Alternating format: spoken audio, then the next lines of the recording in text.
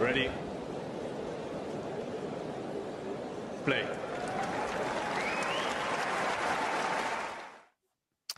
Okay. Márton Fucsovics against Mariano Navone, sorry. It's coming up tomorrow morning, actually, so about less than 12 hours away, I think, depending on the time zones and everything else. I'm just trying to get my head around that. Yeah, I think it should be the first match on centre court tomorrow at the Bucharest Open. And unless you call it, do you call it the Bucharest Open or do you call it the Jan Tiriac Open? I think it's fair to call it the Tiriac Open. I mean, he's obviously such an influential figure in the world of tennis, for better or worse. So I think regardless, like a lot of people are just like calling this event, it's the Tiriac Open. Like obviously Romania, Bucharest is going to be the most well-known city, but it's rare to have an event where like one guy is very directly just like remembered for having this. I remember the discussions last year, right? I find Marrakesh more difficult, as in like to switch to the Grand Prix Hassan. Yeah, Grand Prix Hassan too. I think actually I always forget the Grand Prix bit because I'm thinking. I think this name is also pretty well known, right? But like, yeah, Ion Tiriac Open. There's a lot of Hassans. There's a lot of Hassans. Also, it's going to be the second match on center court actually, but the first one is doubles. Thanks. I may fix that afterwards. I may not. Anyway, that's okay. I mean, it's doubles, so it won't probably last that long. Okay. So I think it will be more or less on time. Fucsovics against Navone. Navone, of course, is the 7th seed. Fucsovics coming through today in 6-3, 6-1 over Luca Nardi. Does the comfort that Fucsovics had there surprise you, or am I underestimating Márton or overestimating Nardi there? I mean, they played twice recently, and it was during the same event, actually, in Dubai, where Fucsovics had all that momentum from Manama, defeated Nardi in the qualifying with ease, and then they met in the main draw and he lost, which must have been pretty disappointing. Of course, Luca had a bit of a run there, but that was that half of the draw in Dubai that blew up. I guess I was still expecting a win. The comfort level just kind of shows us that, he's ready to, let's say, get that title defense on the road. Gonna have a very difficult opponent in the second round. Obviously, the one that he beat in the final last year. So the story there is fantastic. It's not like Fucsovics is exactly defending the title this week because it's going to be in a few weeks. The Bucharest event was, of course, at a different time. Right now, it's basically substituting for Estoril in this very week of the season, but I don't think it makes a big difference. I mean, either way, in the next few weeks, he's defending like half his ranking, which has to be a little worrying. It's not like he hasn't played great tennis recently, or like at least at times. The aforementioned Manama challenger, that was just such a beatdown over anybody but Vavasori in the final. But I mean, you kind of have to question like what happens to Fucsovics if he can't start replicating that more than 2 weeks a year. I mean, the win only really tells me that he might actually have a chance to like keep that title defense going tomorrow. Navone came through against Laszlo Djere in 3 sets, so a tighter affair for him, the Argentinian, compared to the Hungarian. Their head-to-head, you've obviously mentioned the match they had last year. Actually, just a quick, I digress, just a quick digression here, sorry. I had just a random thought about Casper Ruud today, because, of course, he would normally be in Estoril this week, but I wonder if he thought to himself about Bucharest or Marrakesh, or he just immediately thought, I'm not going to play either, whatever There happens. is something. Do you know where he is this week? Oh, I'm guessing he's in Monte Carlo prepping or not. No. There is a big Muratoglu event. Is he doing the Muratoglu event? Right. Okay. Yeah. So maybe cash was the reason. What's more of a question is like I'm 100% sure he never considered playing Bucharest or Marrakesh. What's more of a question is if the money on the line would have been the same, does he play Estoril or does he play the event in Nîmes? I think it is. So yeah. I don't know. I think I actually just thought, because I didn't know he signed up for UTS, but even with the UTS, it's not quite as intense as a week-long 250. But with that's points on good, the line. right? Yeah, exactly. I So I mean, think he might just be thinking, do you know what? There was a moment towards the end of the French Open when I was struggling a bit physically. Maybe, I don't know. Maybe I'm just second guessing here. And he's just thinking maybe if I did a different tack, trying something different, and UTS stroke week off might be that. So yeah, I just had a random thought on that even one. I don't know without why. that, right? I mean, he it's not like he's defending a title. He would have been. It's not like he would have been defending a title in Estoril, and obviously with Barcelona, Monte Semi-final, Carlo yeah. coming so much. Yeah, semi-final, which is for a player in the top 10, it's not really that relevant. At least not yet, because Casper might be dropping points very, very quickly.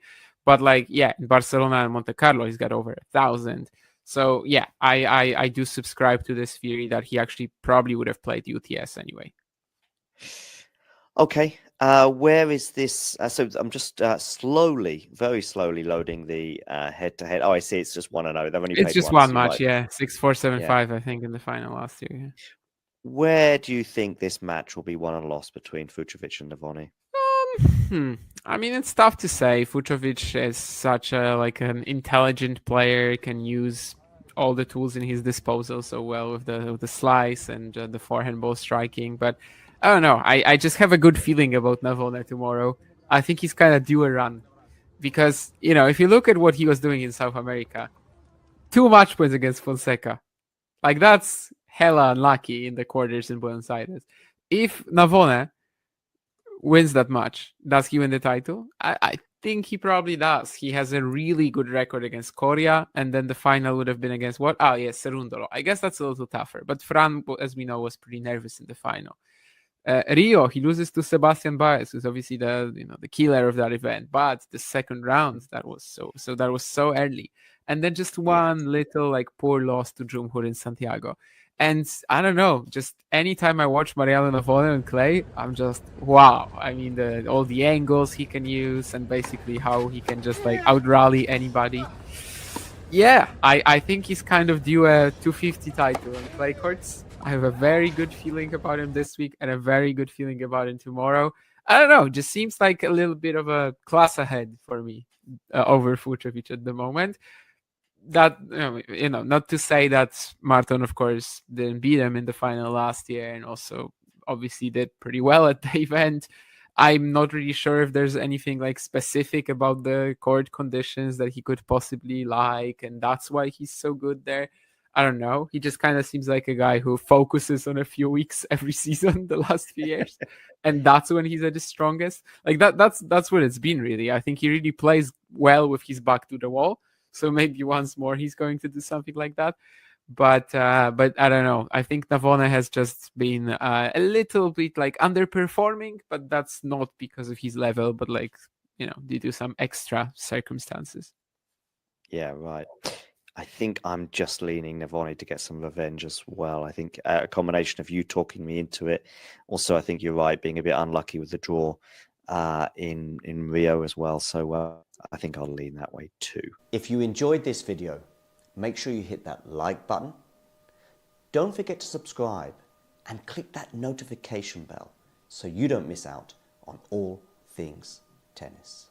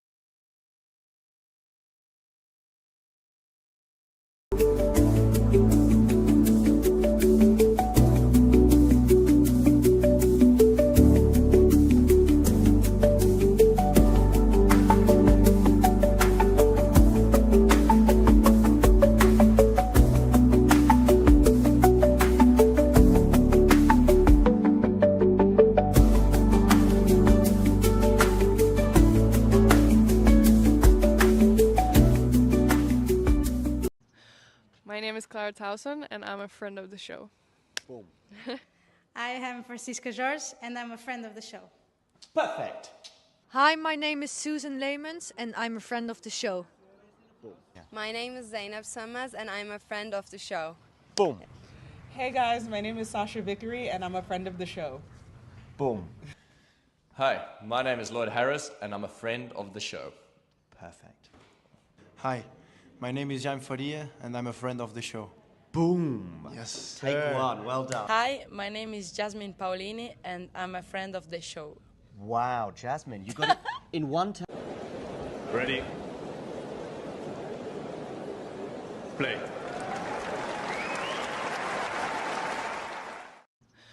My name is Clara Towson, and I'm a friend of the show. Boom. I am Francisca George. Yo. Well, that's also how my stream so far is working for Fucsovics Navone. It kind of stopped when it was like 3 minutes away in terms of the warm-up to end, and it hasn't really restarted itself, so I guess I'm going to find something else. In case somebody's confused, I was obviously referencing the comment here about the internet in Morocco, which very much is like Denis Shapovalov after the previous we recorded last night. Of course, also you saw a part of that just before the stream began. Fucsovics Navone, though, I mean, speaking of that, obviously it's a rematch of the final from last year. It was a different week of the season, so it's not like Fucsovics is defending these points or Navone is, but they will be in a few weeks, and I don't think it makes that big a difference in this case. I mean, it's still like half of Márton's ranking, so the pressure is very much there. Is he the favorite to beat Navone again? I wouldn't say so. It's going to be a pretty difficult affair. Not to say he hasn't played some great tennis recently, at least, at times. However, at times is definitely the key word there. He's been struggling to like play, good stuff for more than 2 weeks a year recently. I think though he plays very well with his back to the wall. So it could be a case of stepping up today again when the pressure is on. Jesus, why is the streaming situation so difficult? Is it just me, or is this the whole event? Of course, sometimes we get these issues. In Marrakesh this week, we couldn't watch most of the third set between Altmaier and Virtanen, which made it so unbelievable that Otto Virtanen actually came back there from 1-4 down in the third. I mean, basically, I think the comeback was too impossible for it to be captured on camera. Streaming, any form of streaming just wouldn't take it, Yeah, I'm officially struggling, and that's with a few different options. Let me see if maybe this works. Márton, Fucsovics, Navone. Okay, yeah, this should work. I have no idea how far behind it will be, but hopefully actually, sorry, no, not unmute. Yes, but I do have a working stream right now, so at least we have that. Maybe later the one that I usually use will be able to. I am a Virtanen fanboy, sorta, yeah. I mean, by your standards, by your rules of calling me a fanboy, it would seem like I'm a fanboy of 150 players, more or less, which at some point it's just not possible, really, no.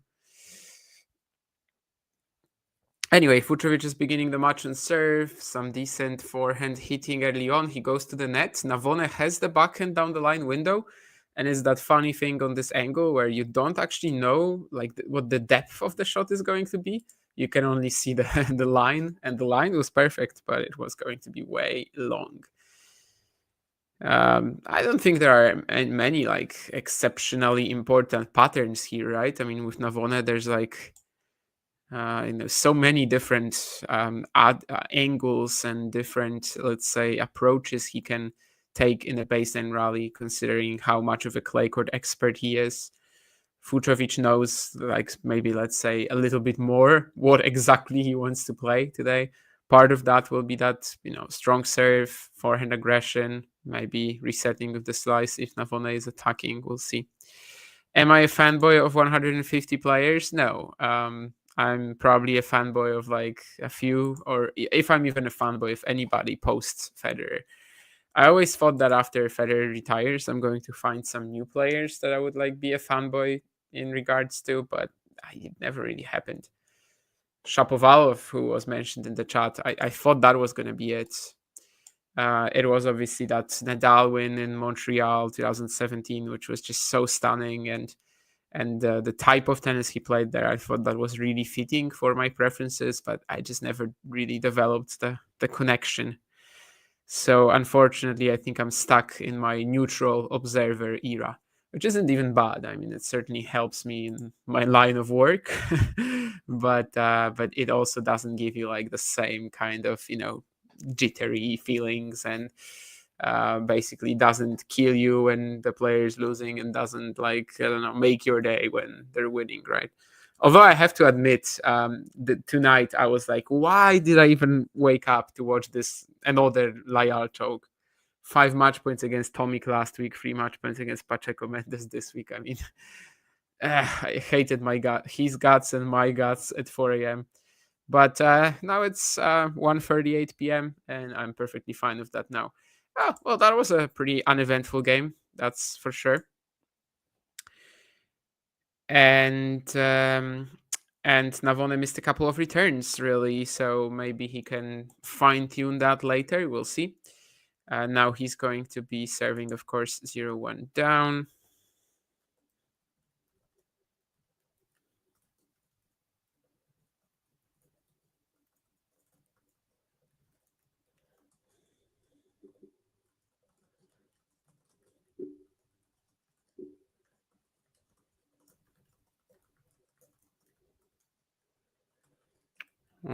There's also a very interesting match going on more or less at the same time between Daniel Evans and Matteo Berrettini.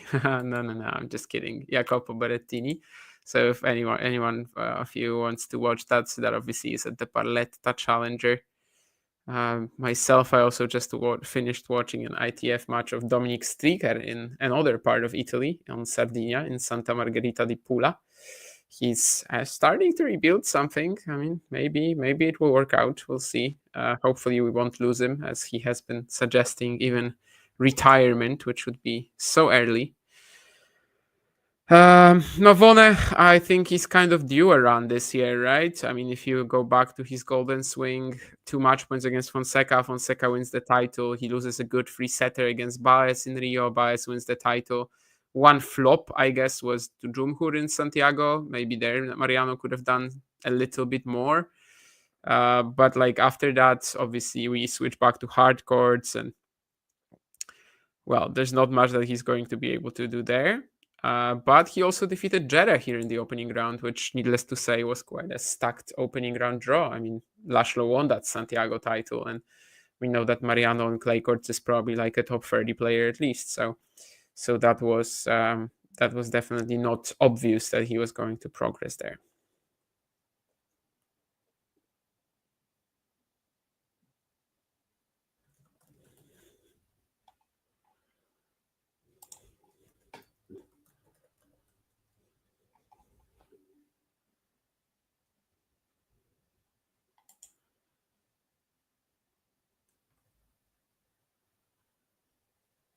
And my stream seems to be back, so I'm probably gonna use that one. That's updating a little bit better. However, it doesn't have a scoreboard, so that might suggest that there were some issues with Tennis TV or whatever. I wonder where we are. Probably we are at deuce in the second game of the match, I think. Mariano will be serving on the deuce side, so that would make sense. Yeah, I think it's deuce.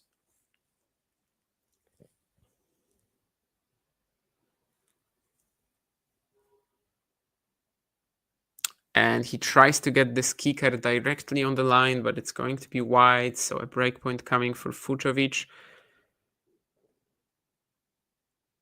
They're showing us the Hawkeye display on the screen, but I don't think it was needed in this case. It was very, very obviously not within the line.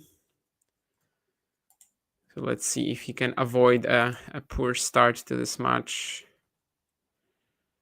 Last year's final was 6-4, 7-5 for Fucsovics, his second ATP Tour title after a few years. Definitely a major achievement for him there, which he hasn't quite bucked up, but just because it was 250 points, obviously it's like kept him relevant, kept him up in the rankings for a while. And I mean, if you're questioning whether he can still play great tennis, obviously he did recently, for example, to win that Manama title. So it's not like, it's not like he can't produce. He's definitely starting pretty well here. That's a great return. Another breakpoint setup. Let's see if this time he's going to be able to take it. Backhand down the line here in response to a Navone forehand was really strong and definitely surprised Mariano, who was just basically expecting to be the aggressor in this point and suddenly wasn't. This is a better kicker, but is Navone really able to take advantage of that? Yeah, not so much. Just gonna be back to neutral gear. Now we have the scoreboard on my screen as well, which is gonna be pretty helpful.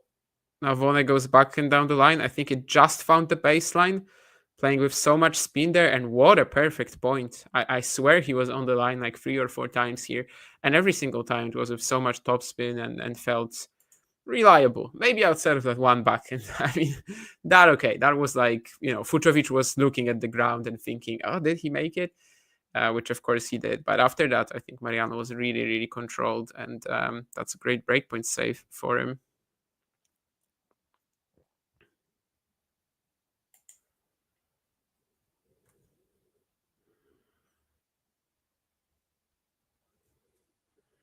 Trading some backhands. Fucsovics barely getting this one in, was a little off balance, but eventually he misses the next forehand.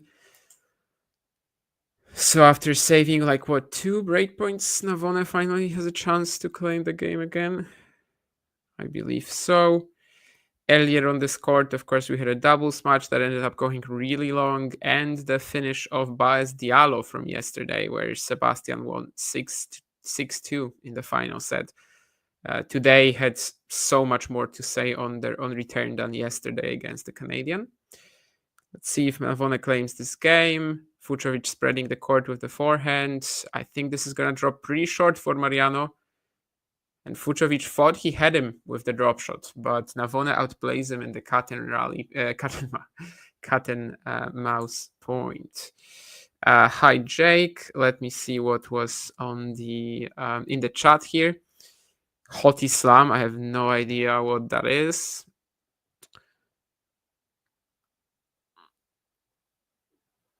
Yeah, I mean, Virtanen is definitely a passing player. Korda well adjusted and healthy. Is Sebi Korda even playing this week? I don't think he is, no. So, but Miami run was good. I was certainly glad to see a performance like against Tsitsipas from him. Obviously, it's not been an easy half a year for him, but maybe he can start getting some rhythm. Monte Carlo, you always remember that Alcaraz win. Maybe he can repeat it this year. We'll see. Do I favor unsponsored players like Cobolli and Henry Burnett? I mean, Henry Burnett is pretty awesome. Fonseca is pretty awesome. Cobolli, he's reached his level, really. I think, I can't quite say he's peaked, but I'm not really invested in his breakthrough anymore because it already happened. I am, I guess, pretty invested in Fonseca and Burnett, yes.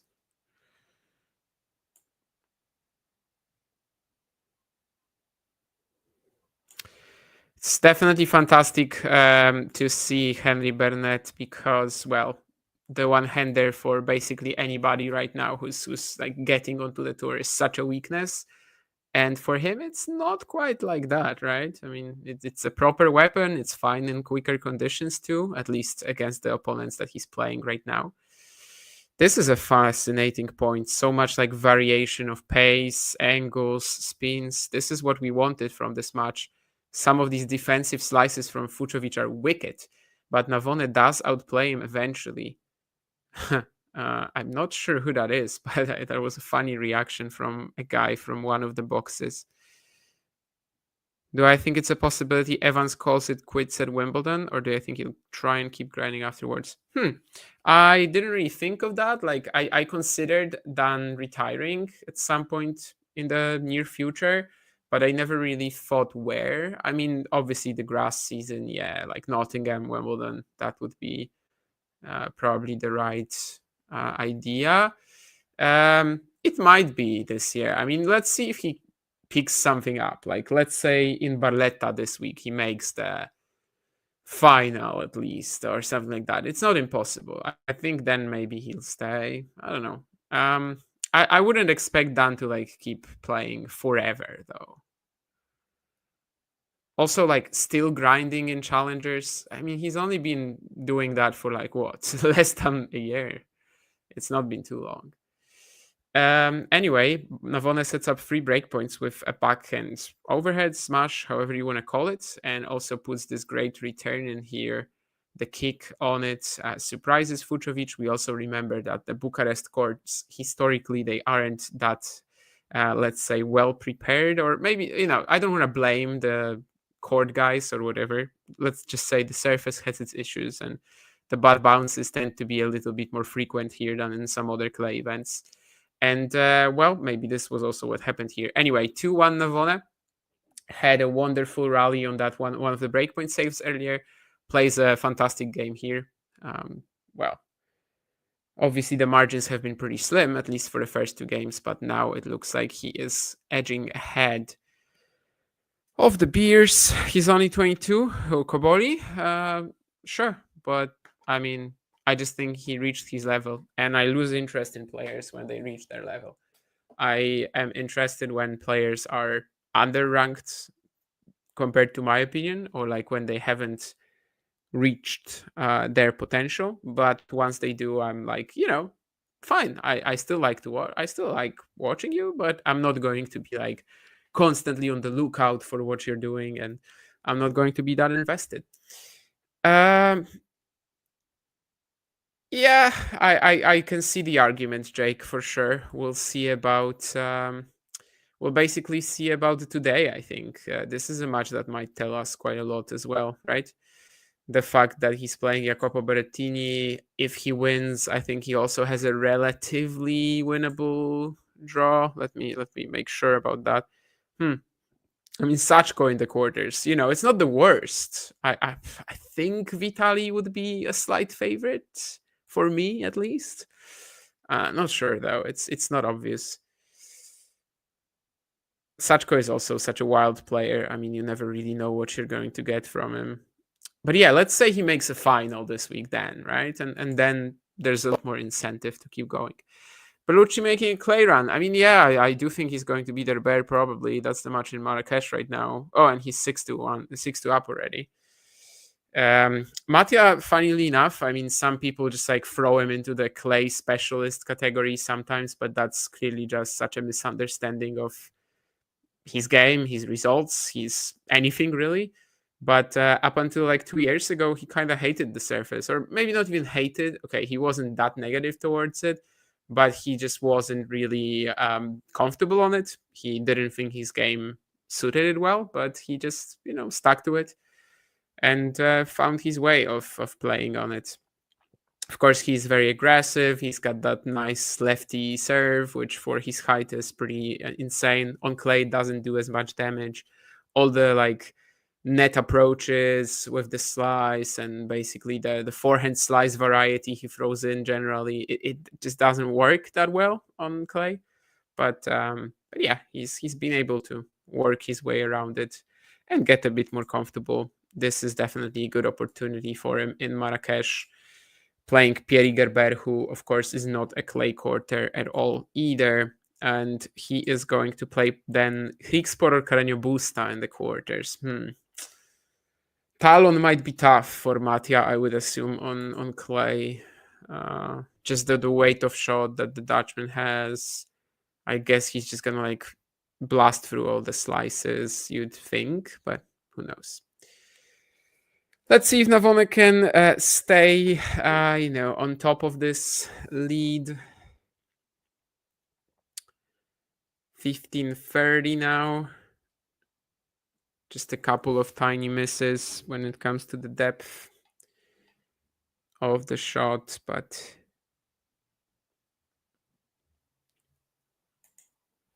definitely hoping to see some more of that rallying that we got in the previous game, where the players are up and down the court. There's all sorts of spins, angles, and pace thrown around.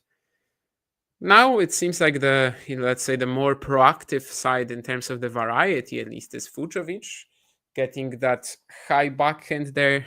Navone trying to run around it, is going to miss it. So it's a bit of a sloppy game for the Argentinian here.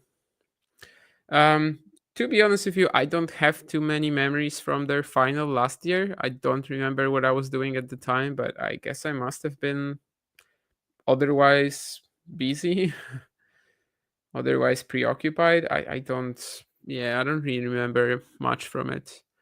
We definitely covered some matches from Bucharest on Talking Tennis, mostly the Fonseca ones, right? I mean, I think against Sonego, Tabilo maybe, but not sure about the Navone and Fucsovics final. I think Barrer was in the semis, which is kind of wild. Another very much not a clay quarter. Well, bold move from Navone here, going to the net. He actually had to play a pretty difficult half volley. Fucsovics still catches it, but isn't fast enough on it to play it back. So one more break point. It's a clay match. Obviously, the serves and the breaks and the holds, it doesn't make that much of a difference. But if Navone keeps saving break points, being this clutch on these key points, then maybe actually it will become a story, because again, he's just like spreading his forehand well on the next point and just seems very, very composed and controlled on all of these saves, avoiding the sloppy errors from the other points so far.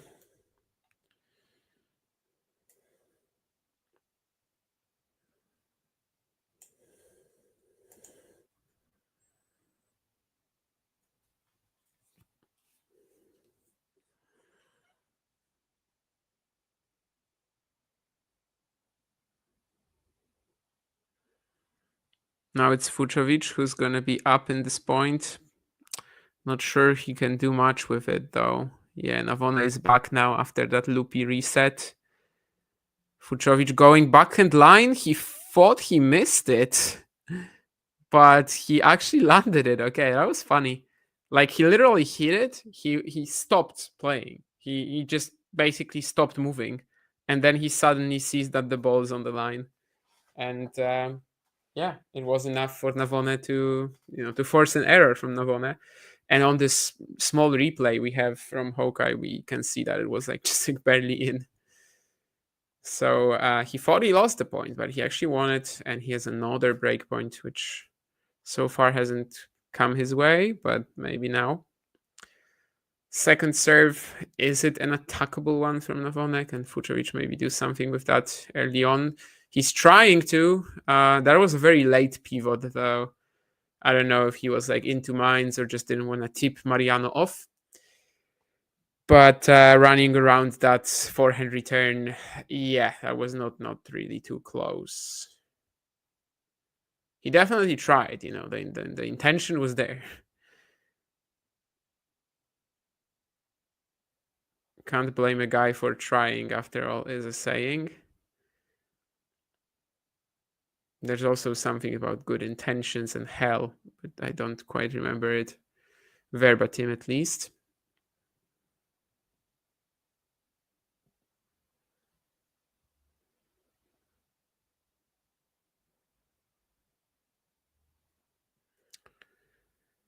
Well, now Fucsovics has to keep himself in the game, trying to spread the forehand, gonna go to the net. Some good technique on the volley, and Navone will have a chance, but he like sprints into the ball at a speed that did not allow him to have much control on the forehand pass. All in all, a very, very nice combination for Fucsovics.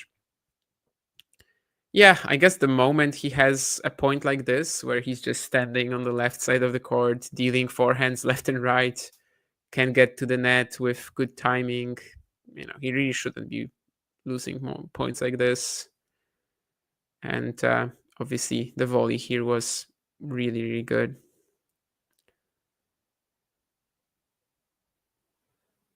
Yeah, I wish I remembered a bit more from their final last year, just to like have a comparison of how they were playing.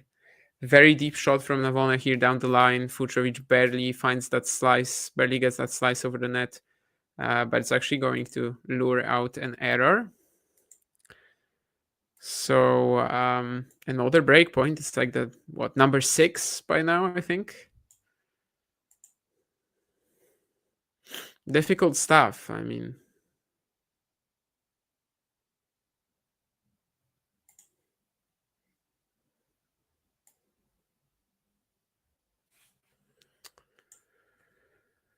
how many more times, to quote Jerzy Janowicz from the Australian Open years back? Even though it's clay, if you miss 6 of them and lose the game, we'll see. Camp Fucsovics here definitely quite worried after he loses another one. Mariano forcing an error on the forehand side. Last break point, he was trying to be very aggressive with the return. This time he kind of let Navone move him around, and that did not pan out either.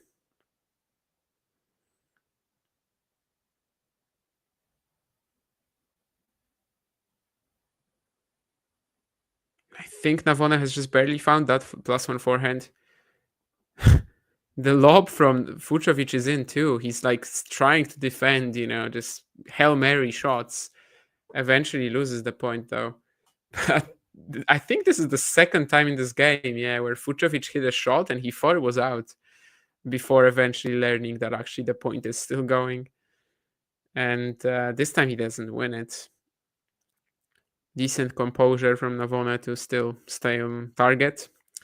And he has a chance to get us to 3-1, which would be a little disappointing for Márton, I think, for sure, considering all the opportunities he's had.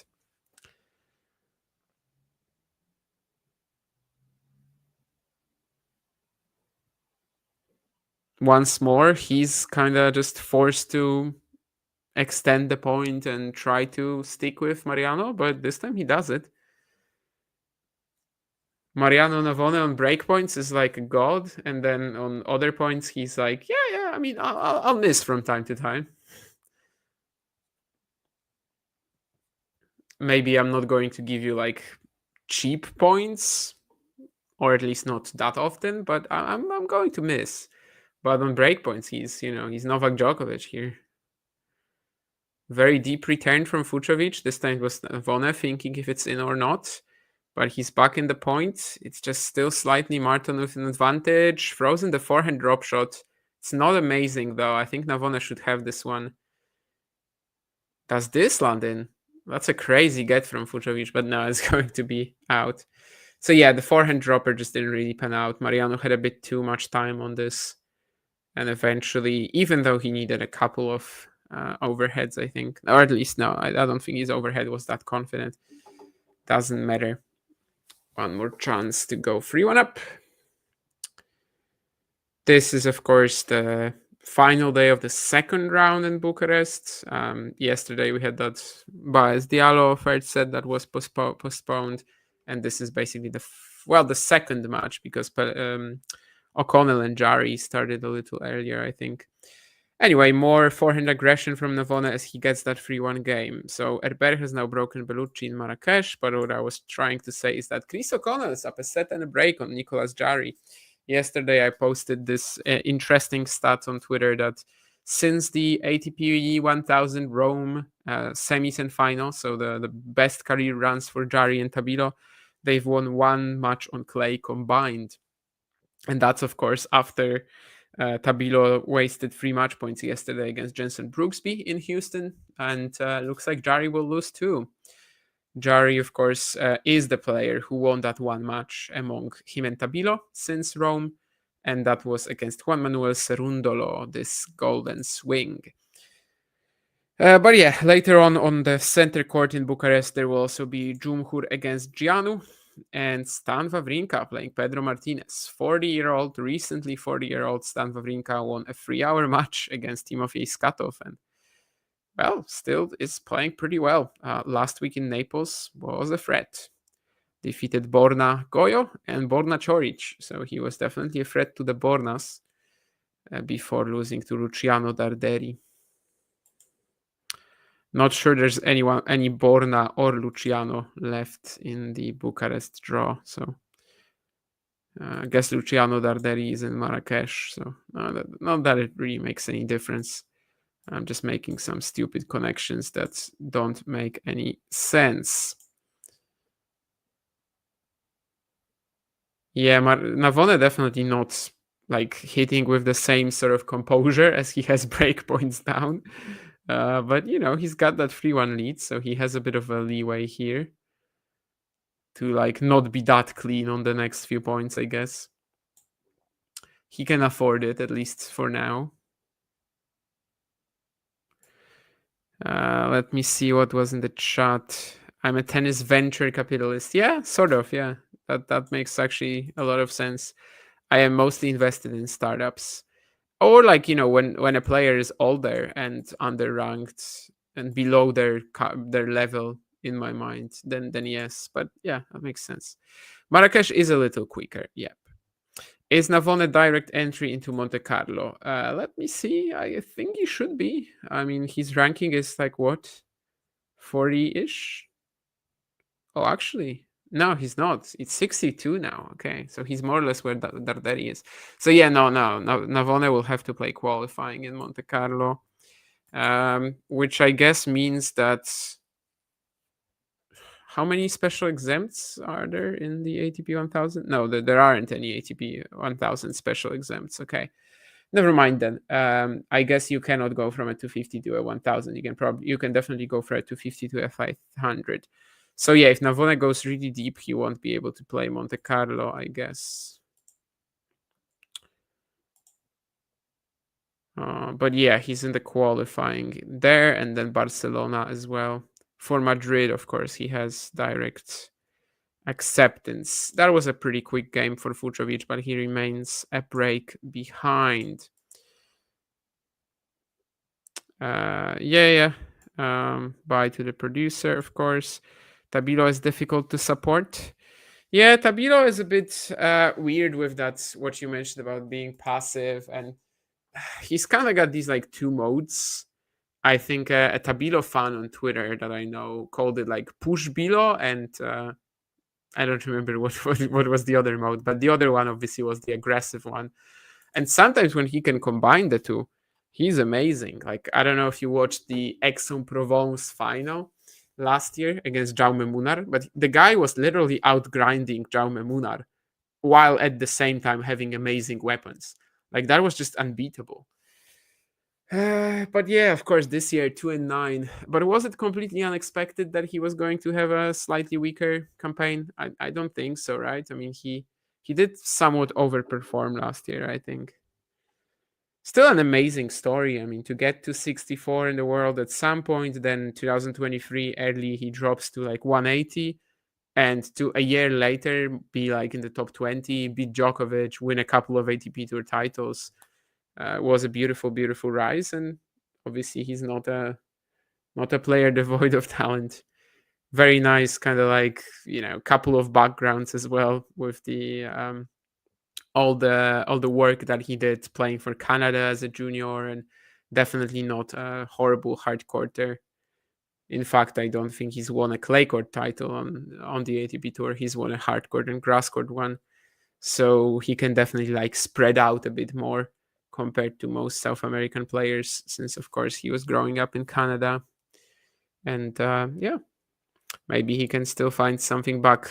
Yesterday's loss, obviously quite painful. 3 match points in a row.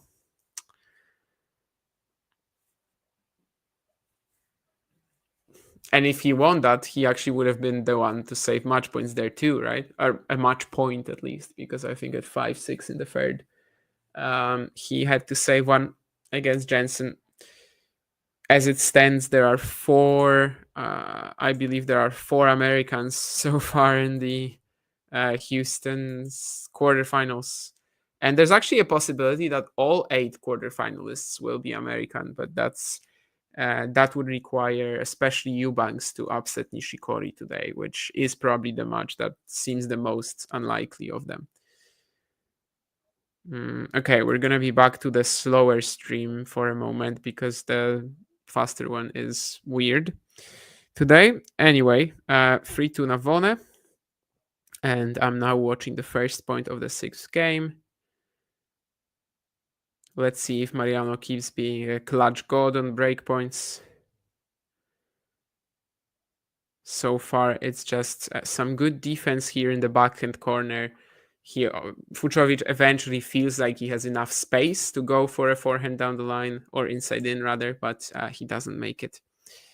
First set Tabilo usually is decent. Yeah, I mean, I guess so many matches this year he's come close. You know, he's 2-9, but it's not like he's getting blown off the court in most matches, right? I do think he's had a number of close battles indeed, and as you're right to say that he has won the opening set in most of them. That's a nice moonball from Navone. Fucsovics throwing in the slice, and Mariano decides to go for a surprise wrong footing shot, which will not make it inside the court. So 15-all.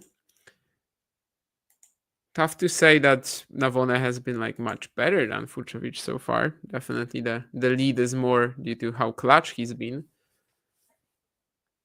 Is he the player who has a bit more left to show us here? I'd say so, maybe, but we'll see. Now he's the one approaching the net. This should be fine enough as Fucsovics shanks the lob.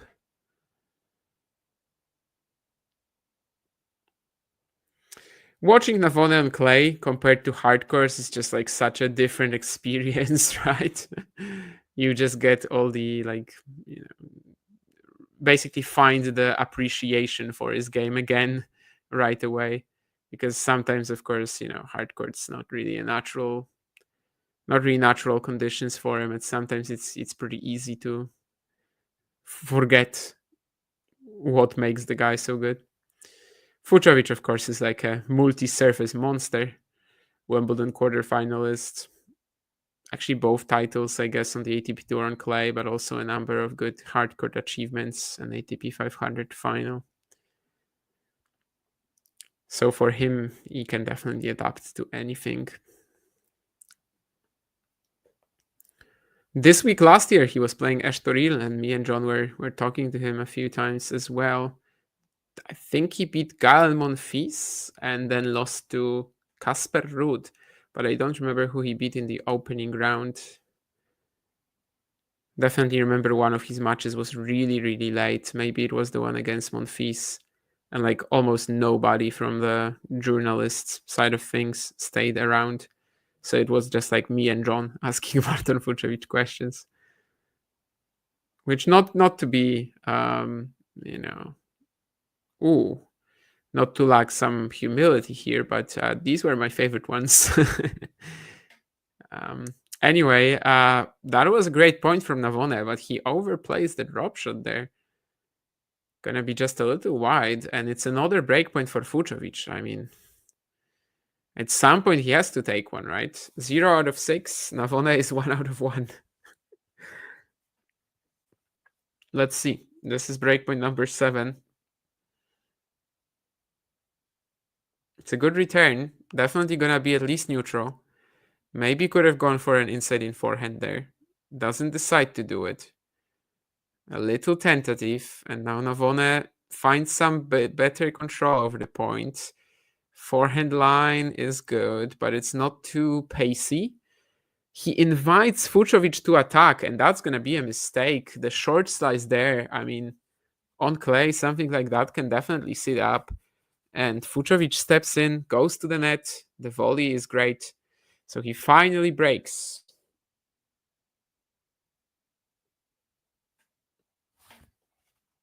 Here we are, 3 games all after 35 minutes. Obviously, this is a good clay battle, so it will last. It's, reasonable time.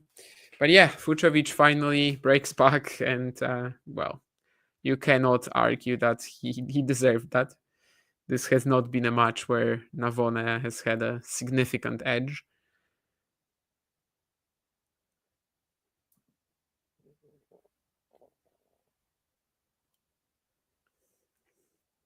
Obviously, so many more points as well have been played on the Navone serve than the Fucsovics one. Ooh. Márton trying to throw in the drop shot here on the +1 shot, but it's just like barely gets to the net.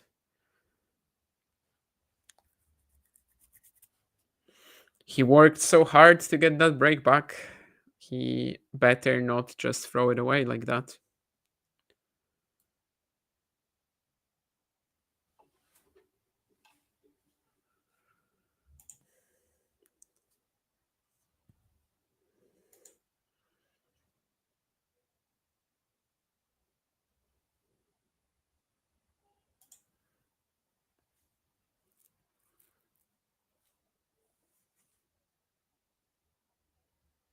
Using that deadly slice for a good reset, but Navone is there at the backhand line. I think the last 3 or 4 shots he's played in that direction have all been like spot on. Some of them aren't that quick, but yeah, they're all just bang on the line. So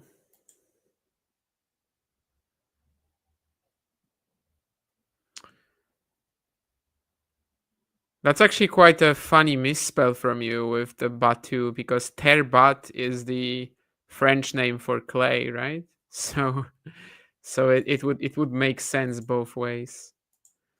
But yeah, the crowd definitely hasn't been amazing in Bucharest. I think there were some wider shots before the match began, and yeah, it seemed like there weren't too many people in the crowd really.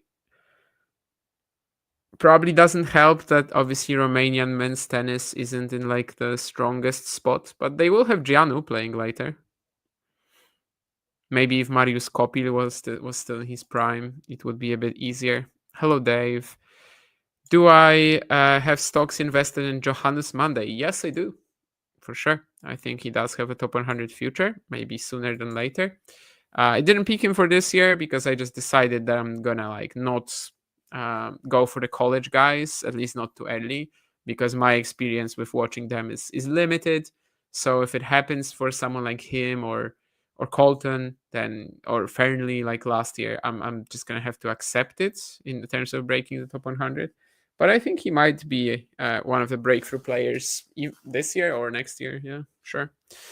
Well, Fucsovics is other than that 1 point here, of course, when Navone had the backhand line and kind of just like outmaneuvered him in the long run.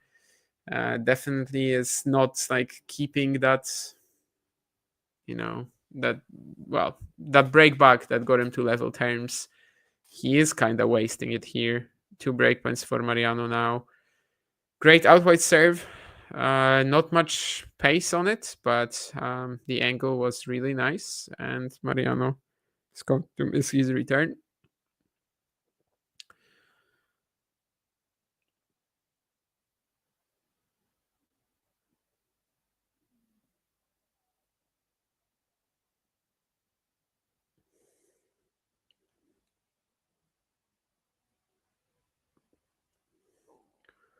Let's see what he can produce with the second. Navone not really stepping into the court. I think he's gonna just want to start just start it off.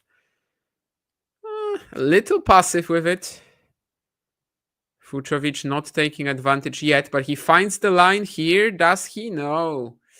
I mean, finds the line. I just meant that there is an opening for him to go forehand down the line. Navone was playing with fire here because after such a forehand cross court, yeah, I mean, the opponent has one choice. But if he makes the forehand line, you're dead. So he was playing with fire here, but was not burnt. He had the blanket on. He had that funny blanket, which like both ends are different, right? One is silver, one is gold. Oh, Jari broke back, and Lau is also pretty happy to see that. 5-all in the second set. Oh yeah, I mean definitely Dave. The slice backhand of Márton is fantastic, and when he was knifing it to make Wimbledon quarters, that was like such a revelation. Then, do we cover Talon's match in Marrakesh? This is the only one that I'm going to be doing today. Will I even watch it? We'll see. Depends how the other things go. Basically, I was hoping for even this match to be a little bit earlier in the day, to be honest with you. But then, of course, they put that finish from Baez and Diallo on the main court, and the doubles was so long. But hopefully we can make it. I mean, if this match is like 2-hour, 45-minute plus, I might have to leave. But we'll see. For now, I'm still more than okay.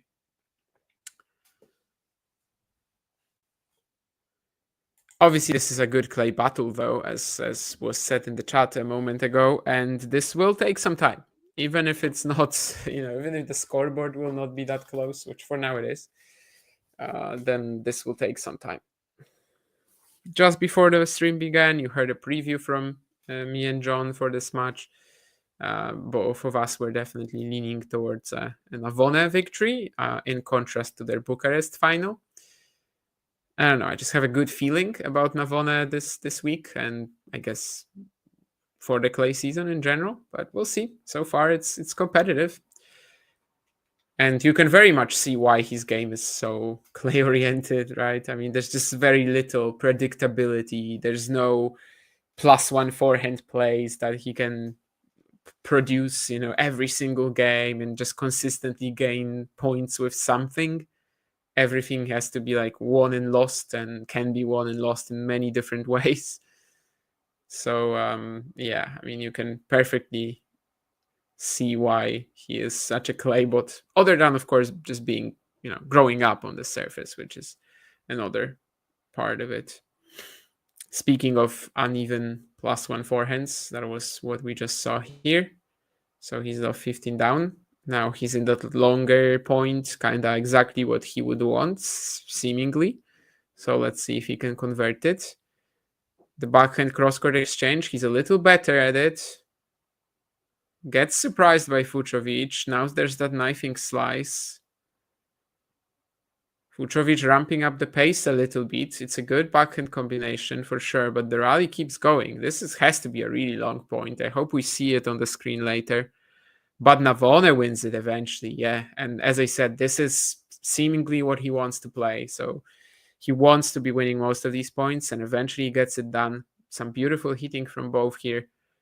Fucsovics forced to slice again, but this time not. Yeah, this time forced to do it, really. And Navone steps around his forehand, inside in winner.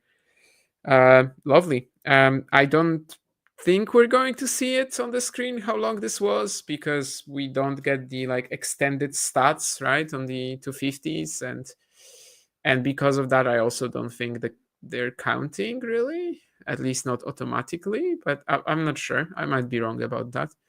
I think in these sort of broadcasts, though, we only get the very basic stat package, which probably wouldn't include that, which is a shame. I think it must have been 30 shots there, but yeah, no idea. Yesterday, Kamil Majchrzak broke Jesper de Jong in Marrakesh in the opening set with a 34 shot point.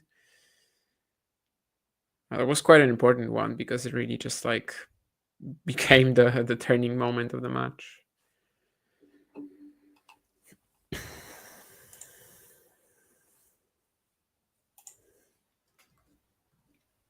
Still, I know I'm 2 points behind the scoreboard that you guys have on the screen, but yeah, my usual streaming option is not working for some reason, so I'm using a slower Eurosport feed.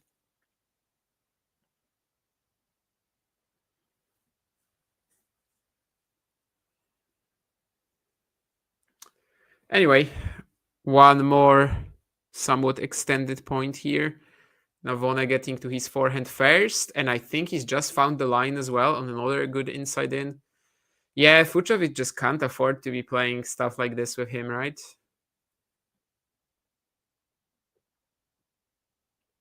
I mean, you're trying to outmaneuver the guy who lives off outmaneuvering everyone else in exchanges like this. And you're also allowing him to get on the forehand first. Probably not going to work out. Maybe could have like thrown in that insane slice here, but obviously on clay it's a little less effective, and he probably still remembers how that long point ended, right? Cross-court slice, and Navone just has enough time to go for that insane winner. Really good serve here from Mariano, which maybe you don't hear every day, but yeah, everything worked out here with the spots hit perfectly, and also the slice on the delivery. So 5-3 Navone after 46 minutes, and now he's just one game away from taking the opening set. Last year's final between them was 6-4, 7-5 Fucsovics, so taking a set would already be something new for Mariano, and also worth mentioning that this was their only match. So yeah, and this is the kind of play that Fucsovics needs to find more of, right? Just so much more proactive, gets to the net, great touch on the volley. The inside in forehand really set everything up, but you also see that he has the hands to capitalize if he ever produces a short ball, or if Mariano is just so stretched.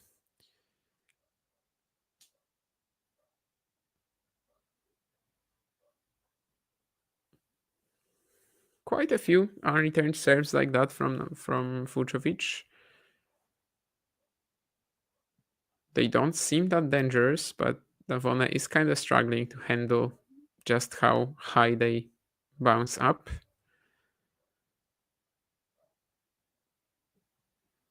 This is kind of similar. I mean, he played it in, and it was, let's say, reasonably uncomfortable, but that's only because it was very short. Fucsovics goes for a big forehand cross court. It's enough to give him an error from Navone.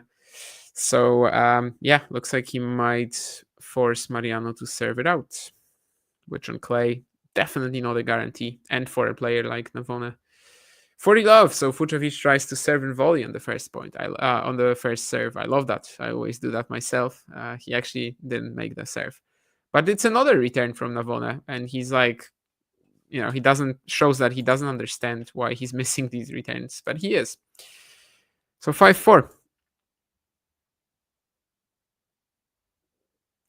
Thoughts on Donski getting defaulted in doubles earlier? Yeah, I didn't watch it, but I did retweet it. So I watched the video now.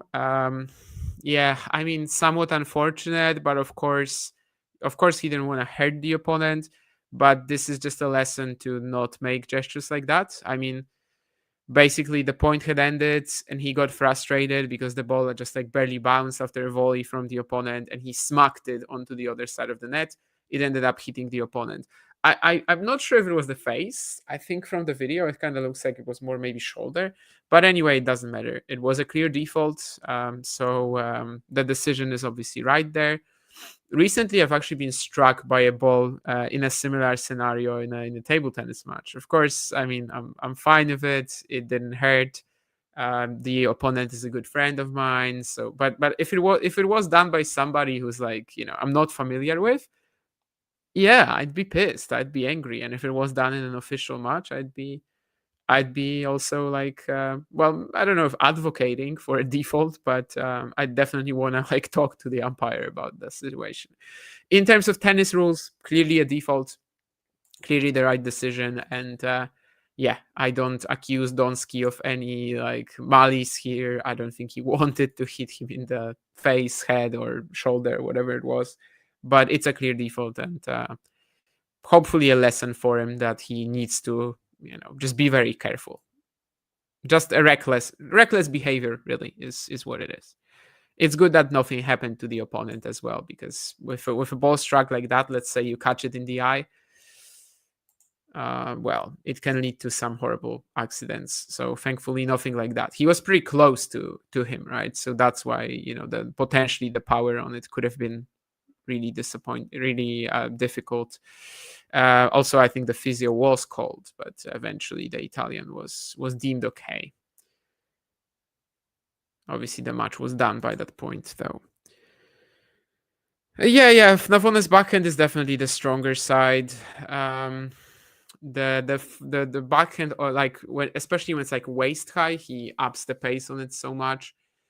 and has that like very quick acceleration. Forehand is more technical, more angle oriented, but it's a decent shot. He's like a more aggressive Korea to me, and that's a good game. That's all the counter punching skills, along with basically all the expertise in regards to how to operate in a clay court rally, but also some pretty nice natural pace. Well, let's see if he can serve this out. This is quite a crucial game. Long rally when Fucsovics is already low 15 up. Has Mariano on the ropes here, but the Argentinian's defending himself, finds a forehand counter down the line, goes to the net, will not have to play the volley. Yeah, this was difficult. There was this one squash shot from Navone, which barely made it inside the line. But he is 3 points away now. It's 15-all. A bit of an opportunity missed for Fucsovics, but I do like how since losing that 3-4 break, or maybe even 3-5, since going down 3-5, he does seem to, understand that he needs to be a little bit more aggressive here and not just let Mariano work his way into every single point like that.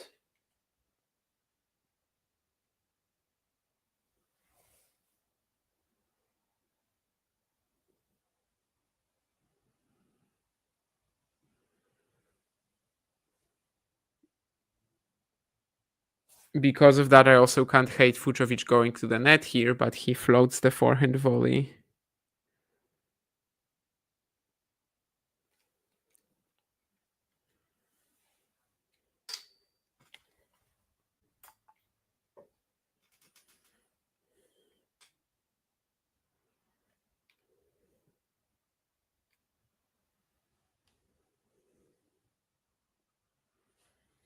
And that's an unreturned serve, which comes so helpful to Navone right now, giving him 2 set points and a chance to get on the board.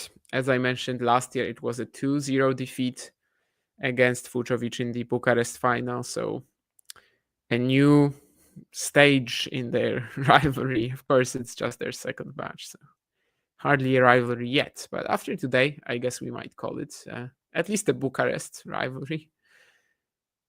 We'll see how long this event stays on the calendar. I think the organizers, so basically Ion Tiriac, also didn't want this date really.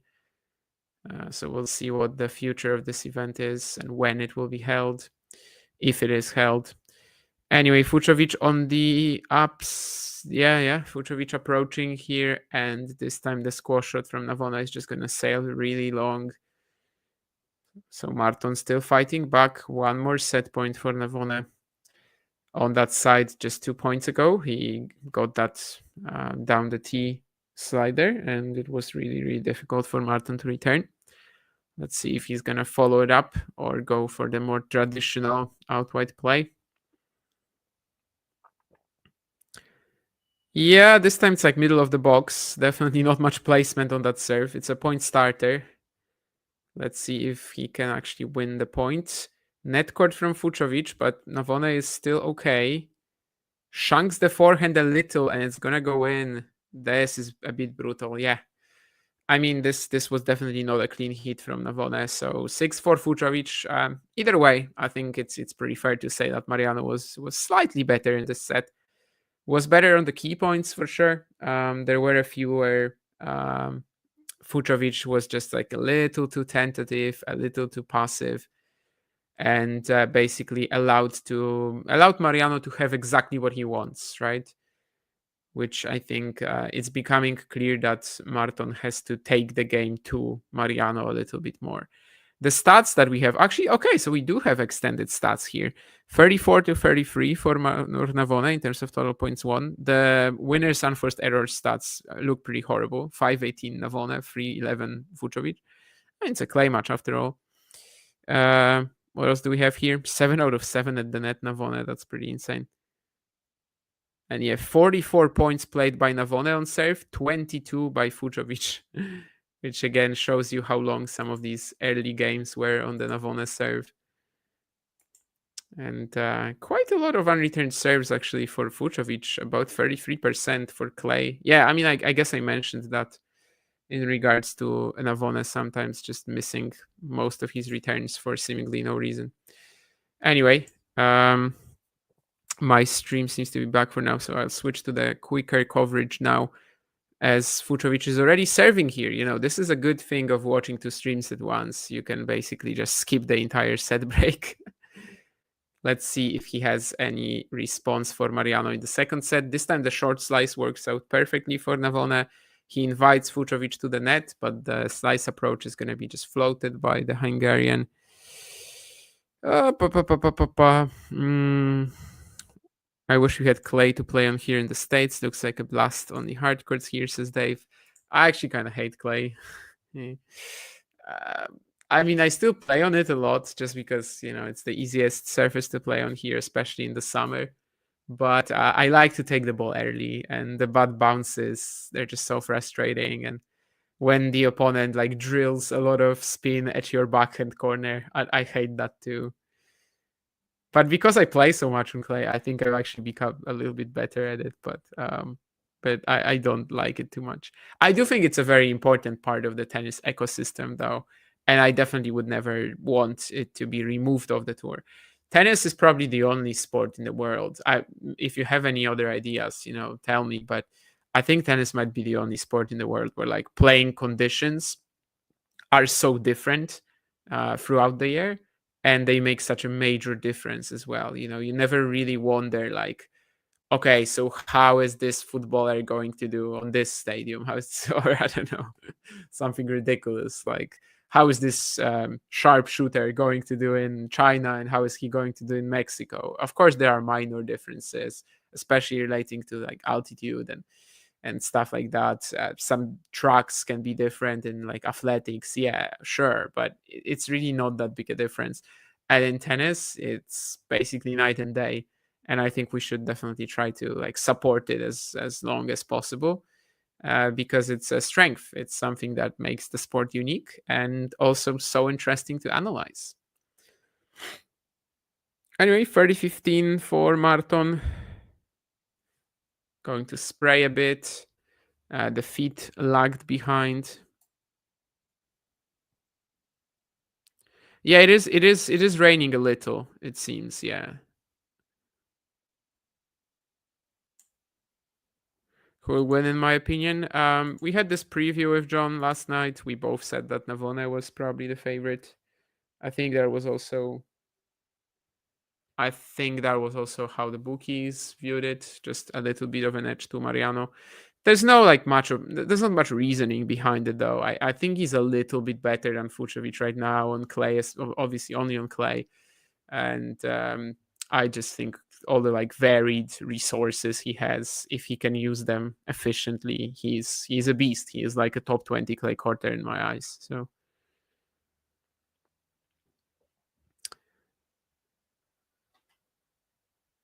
well, breakpoint here.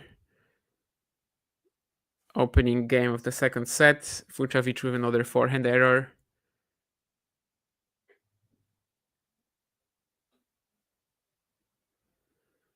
And once more, he kind of allows Navone to have what he wants. Let's see if Mariano can convert.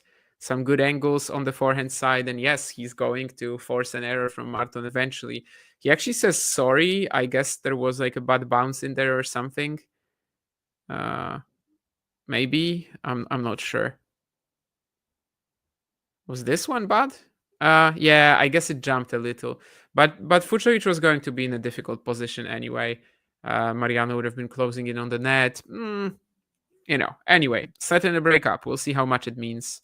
Of course, not as big a lead on clay, but maybe this is what what Navone needs here. We'll see. And indeed, Jari won the second set, so maybe he can stop that crazy stat about him and Tabilo not barely winning clay matches since Rome. Lau, Vacheron is not Polish. Vacheron is Monegasque. Obviously, the flags are inverted there. Yeah, I saw the announcements. I think I was chatting about the wildcards for Monte Carlo with somebody over the last 2 days, and we were thinking if Menchik will get one, basically. So our idea was that Vachereau was obviously going to be one. Fonini was going to be, it's not Fonini, Gasquet was going to be one, and Wawrinka was going to be one, but Fonini was the one I didn't expect. I thought maybe Menchik might get the fourth one. Eventually, Menchik ended up withdrawing from Monte Carlo qualifying, which obviously don't hate. Give himself a bit more time to get ready for the clay season is not the worst idea after what he did in Miami. That's another great point. The variety of angles is again brilliant, but Fucsovics eventually is going to miss his backhand long. Let's see how much intensity he's still going to have here.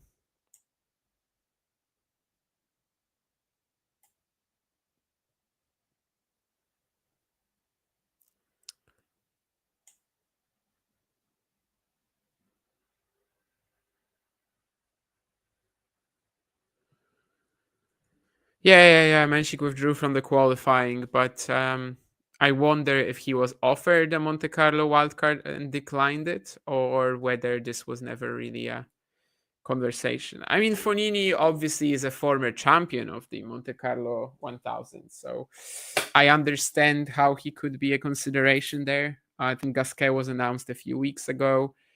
One always goes to the Monegasque player. By far, the best Monegasque player right now is Vachereau, so that was also like obvious. Wawrinka is another former champion than Fonini, so I think that was pretty obvious too.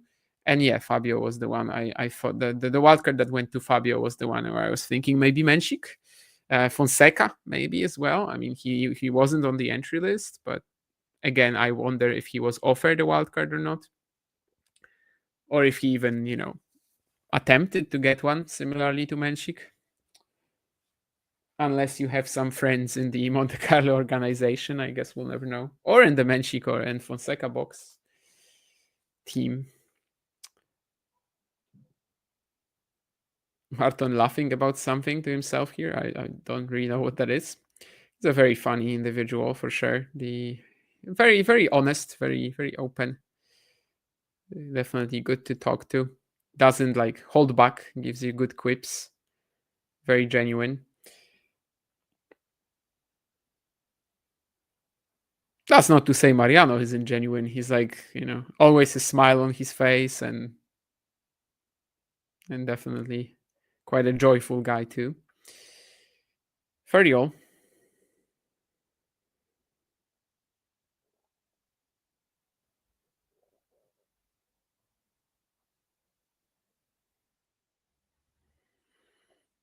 This time the +1 forehand play is good enough from Navone. Converting these sort of advantageous positions, it's not something he's known for. It's not something that comes super natural for him, but on this occasion, he's able to do that. And he has a chance for that 6-4 2-love lead. I mean, obviously not game over if he gets there, but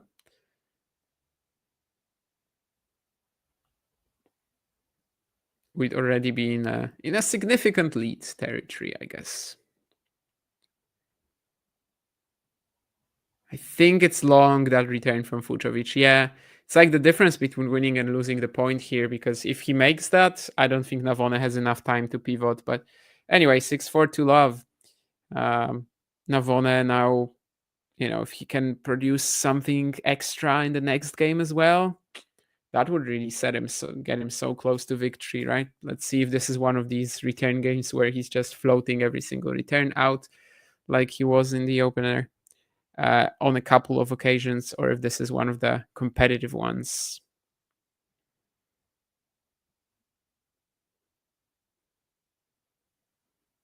It's kind of weird to say that Navone has been struggling on return a bit because he's leading 6-4 2-love, has broken 3 times. But you remember that stat about the unreturned serves, and on the eye test it was also visible.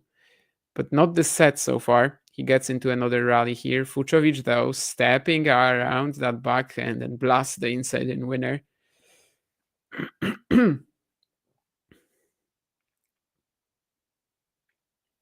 If I knew how Yes, or something like that is in Hungarian. I'd say that now. Definitely one of the weirdest languages in the world, coming from that Finnish Estonian family.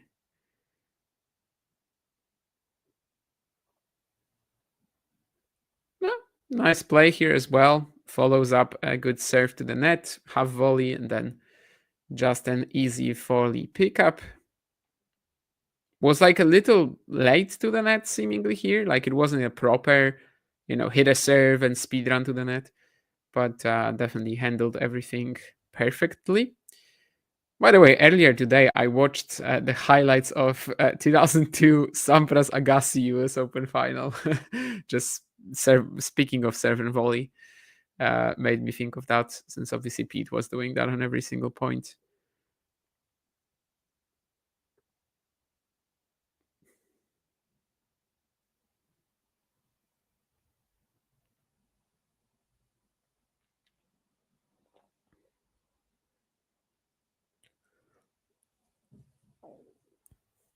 Well, 40 love is not a bad time for a double fault, if there's ever a good time for a double fault.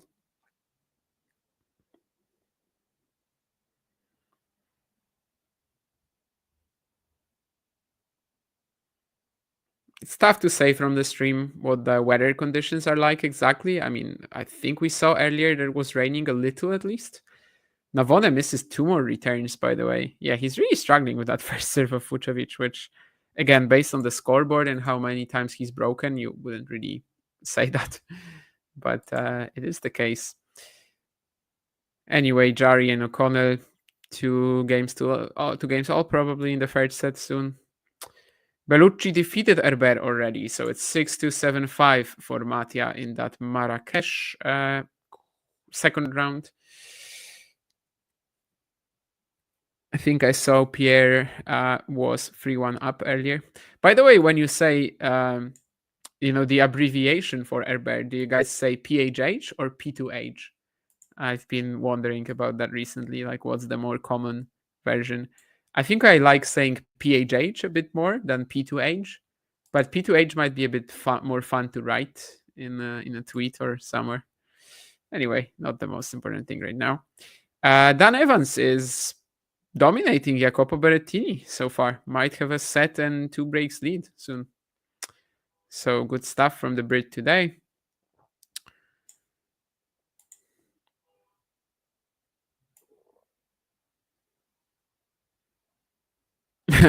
None. Okay. Yeah, that's fair too. Just say Herbert. That's okay.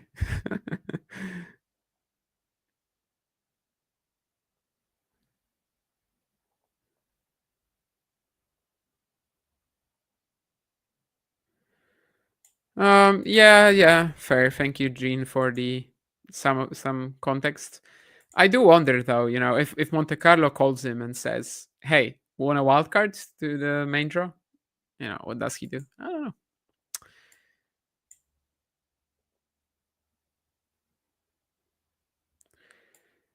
Yeah, I would agree, Dave, that Fucsovics is looking a little down on himself right now.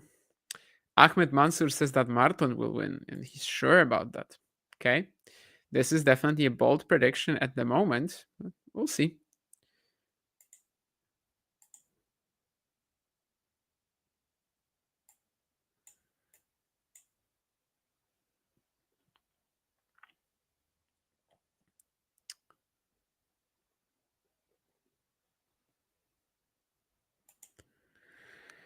No, I mean, yeah, but isn't it fun to say PHH or P2H instead of Pierre Gerbert?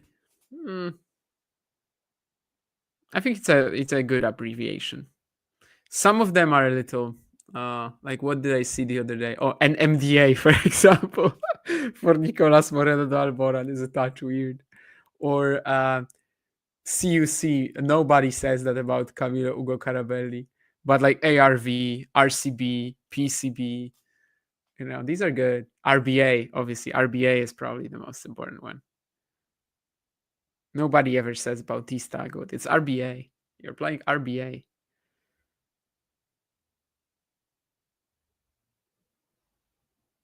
I think Carlos basically let go of his second name in tennis terms before we started calling him CAG, Carlos Alcaraz Garcia.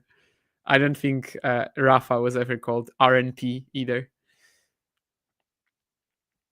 Ooh, that's a sick drop shot from Fucsovics. This is probably the first one we've seen in this match of that backhand corner. Very Vit Kopshiva-ish. Kopshiva later today will be playing Lorenzo Sonego in Marrakesh, and if he wins, he will break the top. He will secure his top 100 debut. This is basically every single drop shot he plays is exactly this backhand. Let's say usually against the slice, throws in a lot of that side spin down the line always, and yet nobody can read it anyway. Very Kopshiva-ish here. I'm not sure if Fucsovics has played Kopshiva. Obviously, it's not something that Vit Kopshiva coined. It's not a patented drop shot, but just always reminds me of him. Ooh. The lack of depth from Navone actually giving him the point here. The forehand inside in and just died after the net.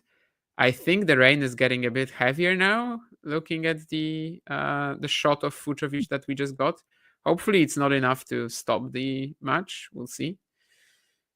Again, from the stream, it's very hard for me to say how much is it actually raining.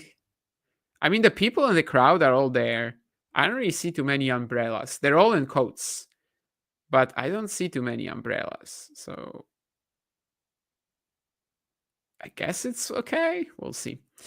Anyway, that's a deadly net cord from Fucsovics. He obviously says sorry.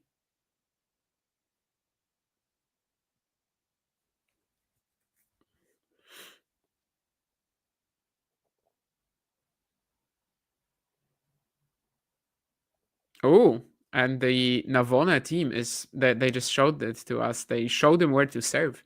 They showed him to go out wide, and he goes out wide, and does he get the point? Yes. So yeah, he listened. He got an unreturned serve after that advice. So interesting. It was worth listening to on this occasion. 6-4, 3-1, Mariano Navone.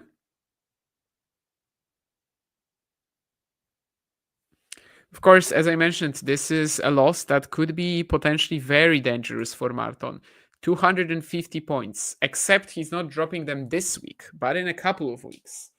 And of course, there's no guarantee that he is going to get even half of that until they drop. Presently his ranking situation is what, 100-ish? Yeah, 93rd in the live rankings.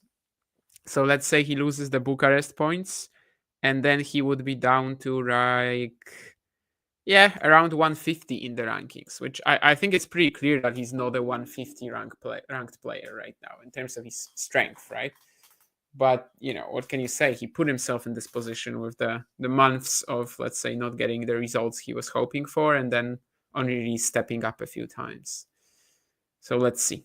Maybe he can still salvage this. Maybe he can produce in another week. Oh wow, does Navone make the pass here? I don't think he has. Yeah, it would have been an insane shot. So far wide. Completely out of the court. Tries to go for a forehand pass on the run.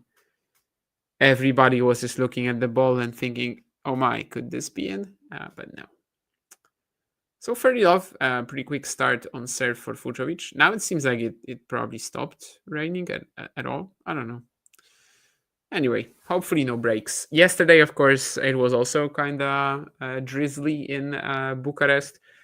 And for a while it was okay, but eventually they had to stop the Baez-Diallo match after the second set.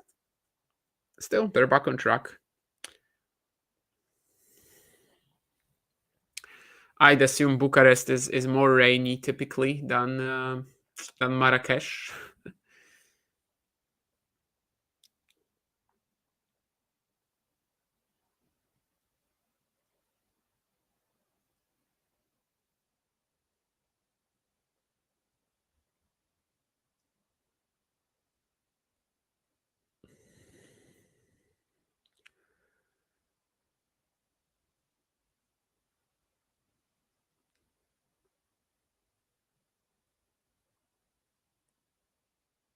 Won't be a game to love.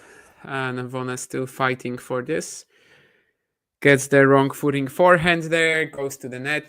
Fucsovics has a slight opportunity for a pass, but it would have to be something really special. Somewhat like the first point of the game was in regards to Navone's pass. Second point of the game, I guess. So 40-15 for Márton, who also won his last service game to 15. It's another good serve that Navone doesn't handle. I mean, Navone has been returning quite poorly, and he's still leading by a set and a break. So, but yeah, a few very easy holds for Fucsovics, where it doesn't seem like Mariano can handle the out wide serves with a little bit of kick, like not proper kick serves, but the high bounce is definitely a little troublesome for him. Jari is having a medical timeout in Bucharest on the other court. Also, Baez and Komesania are playing doubles against Gila and Zielinski. I think they're going to play in singles tomorrow, right? Baez and Komesania. So, gonna have to be a quick switch between, being partners and then tomorrow rivals.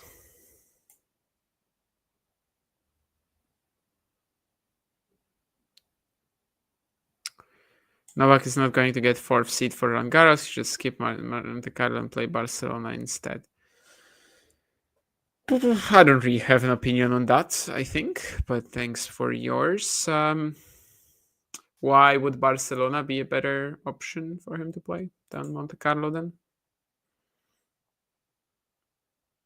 And then after Barcelona, you need to play Madrid, Rome. There's like no breaks. I don't know. Oh, ADM, yeah, a lot of people say ADM too. Who among the outsiders is gonna make it on? Is gonna make? I guess he's gonna have some good results on clay this year among the outsiders. Can Elmer Miller get to like some ATP qualifying and produce a big run? I hope so.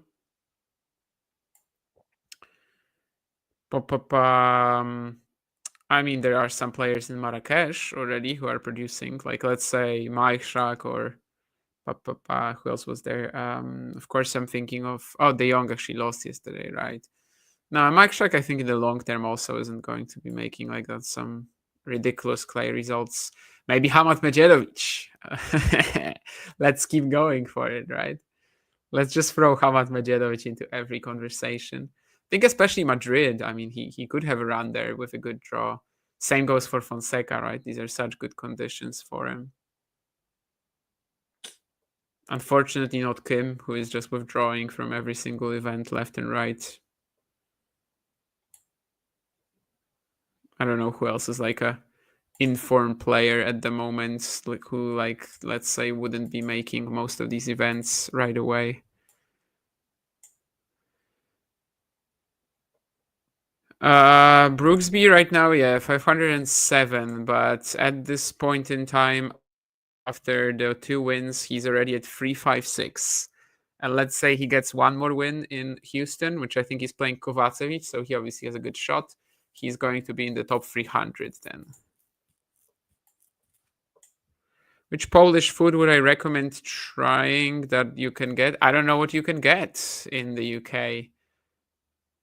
I mean, Polish cuisine is like, potatoes, pork chop, for example. That's kind of like the typical, and chicken broth. Like that's a typical 2-meal Polish dinner.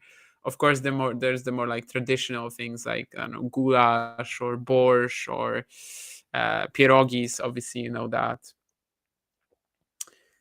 But these are things we typically eat probably like once a year. No, I mean, depends, because there's a big market for pierogi in terms of just frozen, but homemade ones, they are so difficult and so troublesome to make that we probably only eat them once a year. I don't know what my favorite among Polish cuisine is.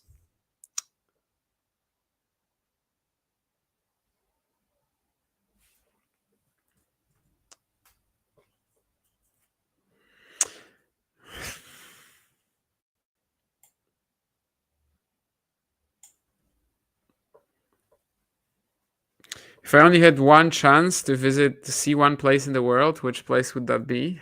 Oh, Jesus. Something really extreme. One of my, let's say, low-key hobbies is like sitting on Google Maps and watching some, like, I don't know, remote islands, which I don't know, for some reason, just wondering how things work there. So maybe something like that.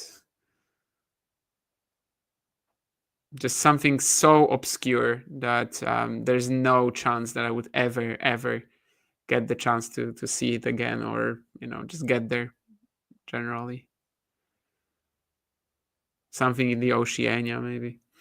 Anyway, Fucsovics actually on 30-all. He plays a great point here. Approaches to the Navone backhand, sees that Navone is going to slice, and also the volley, like kind of across the net,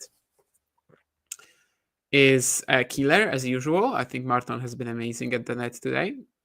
Navone has a better rate, I think, of net points won, but has he ever No, I guess he played the volley like 2 or 3 times, but it's Fucsovics who had to play all the tough ones and all the good finishes. Anyway, breakpoint here for Márton. Oh, it's another Navone shank that lands in. This is wild. Oh, but he overcooks the next one. Okay, so this time he doesn't use it. It's 3 games all. Big clenched fist from the Hungarian, and he's back. And the prediction for the prediction in the chat, 6-3 for Márton. It's also alive. Newport, Rhode Island. Yeah, sure. I mean, I'd like to see the event, but I think that's far on my list of places I'd like to visit the most in my life. Also in this hypothetical scenario from Nurlan, right? Vegetarian pad thai? Sure. Why vegetarian, though? Throw in some meat there.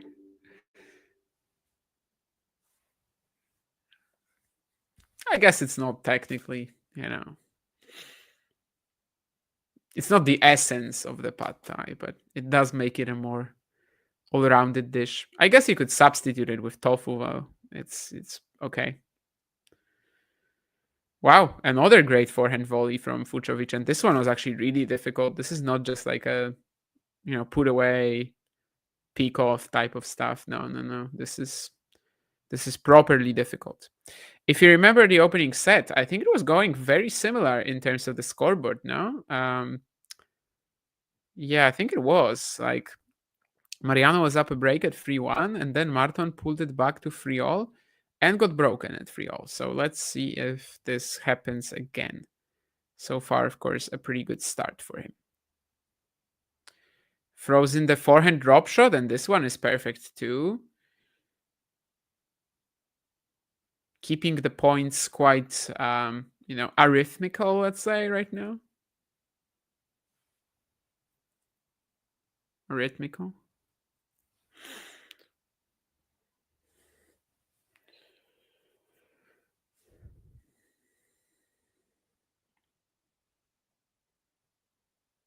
This should be good too. Yeah, serve out wide, +1 in the other direction, classic.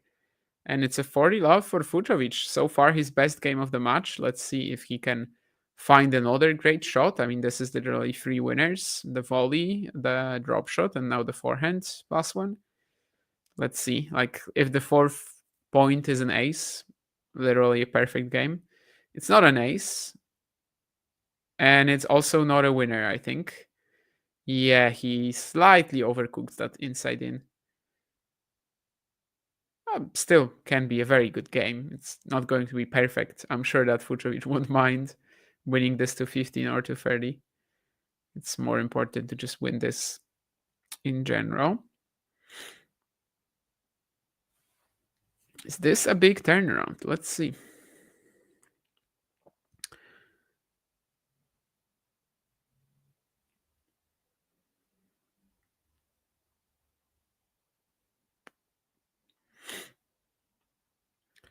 Yeah, next point, it's Navone dictating things, but...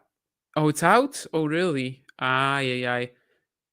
I mean, again, Fucsovics kind of got stuck in that backhand corner, which happens to him in this match sometimes. Navone was spreading the court, but Márton had this forehand on the run that seemed perfect, but no, it's actually a little wide. So it's 40-30 now, and from that perfect game, potentially, there is some doubt now. What can he do here?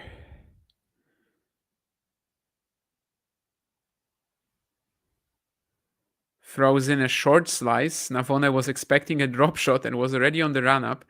And it's efficient. Yeah, it's successful. I mean, Mariano definitely was a bit off balance after this. I love these type of plays when you just kind of lure the opponent 1 meter forward, then play a deep shot. Of course, it's so difficult to just, return to your usual footwork patterns behind the baseline after that. Just retreat to the neutral position in the middle. So, yeah, that was really good. That was a very smart, very nice game, very aggressive as well. Changing the pace, the rhythm a lot. Promising. 4-3 Fucsovics. It's definitely promising. It's a position he wasn't in the opening set as well, right? Because it was 3-all. He got broken and he just didn't restore that. Jari and O'Connell still fighting, 4-3 in the third. We've got Hrikspor and Carreño Busta already on the court in Marrakesh. Evans is going to serve for the match against Jacopo Berrettini, 6-4, 5-2.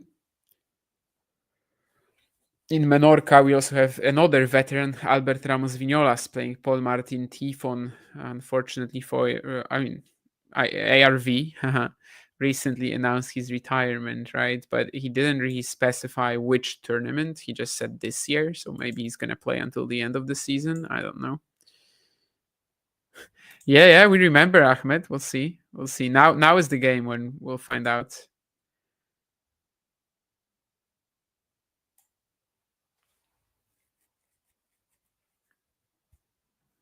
Papua New Guinea. Oh, that was what you meant. Oh, yeah. Now I got it. I think it's like not even that remote, but sure. Maybe more like just some completely random island with 10 people and spend a week there. That would be amazing.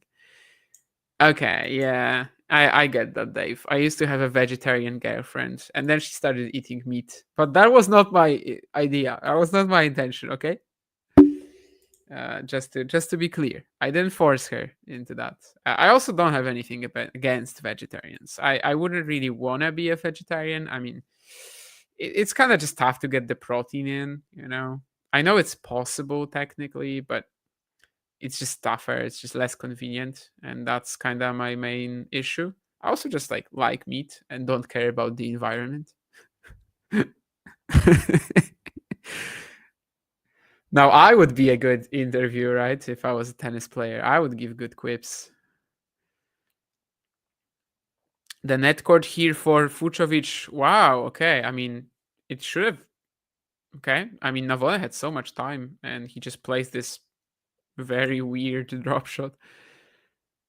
Maybe indeed this will be a 6-3 game. We'll see. Now MTO for Connell. Okay, so they're both struggling there. What is my favorite thing about Nurlan? Oh, shoot. Let's say the consistency of Nurlan. So, he's always on the stream for like 5-10 minutes. He always asks the most ridiculous questions.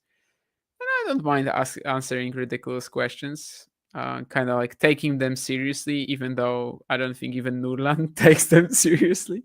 So, yeah, maybe the consistency. And also the fact that he founded Talking Tennis, right? I mean, without him, he wouldn't be anywhere. So we always need to remember that. Mariano, Navone. I mean, that was the worst drop shot I've ever seen on the first point and the best one I've ever seen on the second point. Fucsovics also finds it amusing, but honestly, I don't know what Fucsovics even finds amusing at this point. He's just laughing all the time in this match. That's insane. He was a bit lucky in one of the shots earlier, but that's ridiculous. 15-0.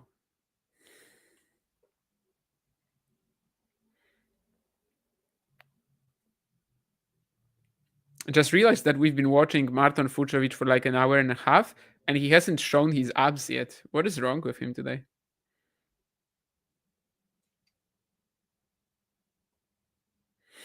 Oh, that was a slow kick serve. But the deep forehand from Fucsovics is gonna bounce very, very high and gonna get Navone uncomfortable. 15-30. Close call on the screen, but I don't think it's...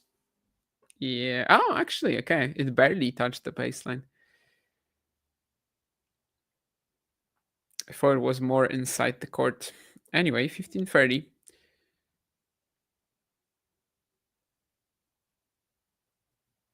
Gets that kicker to the backhand again, but the Fucsovics return is very high and very deep. This is such a key point. Will it be 2 break points for the Hungarian, or will Navone get some comfort?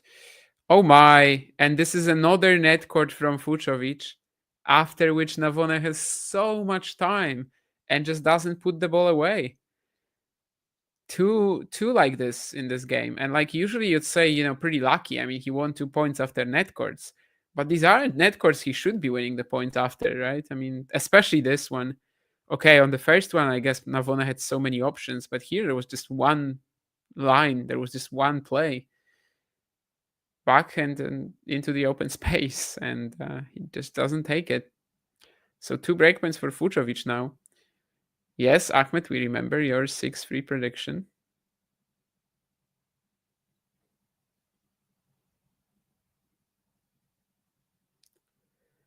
Let's see. This is the moment when Fucsovics can turn the match around, and it's not a great start as he shanks his backhand on the first point.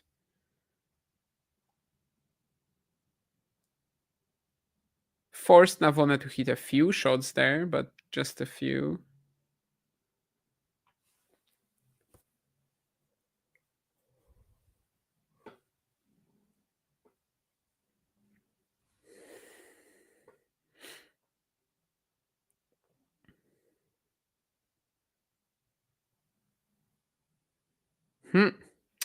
And the serve at the backhand gives Navone a pretty short return, which he converts with the inside-in forehand.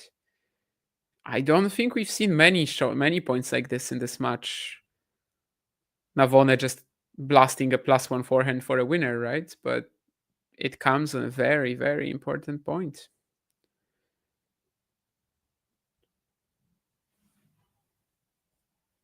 So 2 breakpoints saved now. He hits an ace. Speaking of things we haven't seen today, I don't think, at least.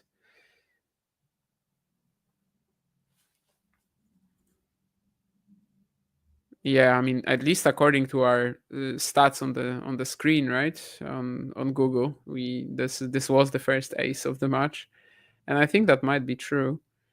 So again, at a very important point, at a very important moment, Navone finds something like that, and that's another return out wide at the Fucsovics backhand, which he tries to return just like he did 2 points ago. So it was very deep, very high, but this time he plays it a bit long. So 4 games all. This is such a save for Navone, and let's see if he can ride the momentum now.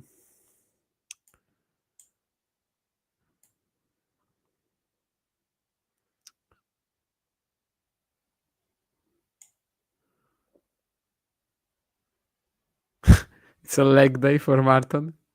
Yeah, it was close, Ahmed. I give you that. I mean, you were very, very close to getting that prediction right. I have to say, I'm definitely surprised. When you said it, it was like, I mean, would be a pretty big coincidence. But here, I mean, yeah, very realistic scenario if he breaks. Yeah, that doesn't sound like Navone, what you're describing, Dave, but it is what happens to Navone here. I would struggle though to call that last serve an unreturnable serve. Like unreturned serve, yes. But was Fucsovics able to return that serve? Oh, I mean, physically, yes, he was able. Did he do it? No.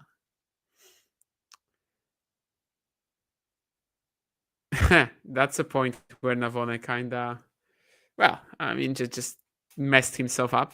30 love up for Fucsovics. Just misjudged the lob there.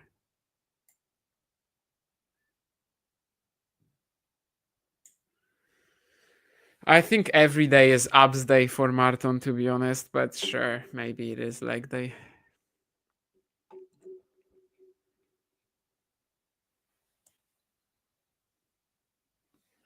Nice return this time for Navone. He's been struggling with this exact serve for Fucsovics almost the entire match.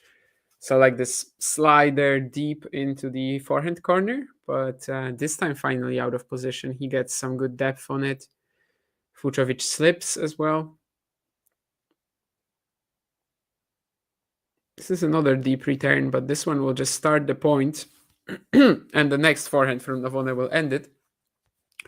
So 40-15 Fucsovics. Considering how the last 5-10 minutes have been looking, I mean,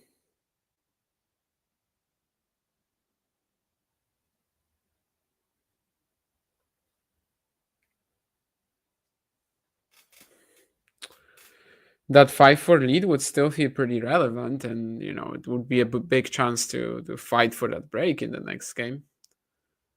Let's see if he can just close it out without too many issues. Navone barely finds the baseline there. Now the sideline, maybe? Yeah, it's an interesting combination for sure. He just literally paints lines here to get the point.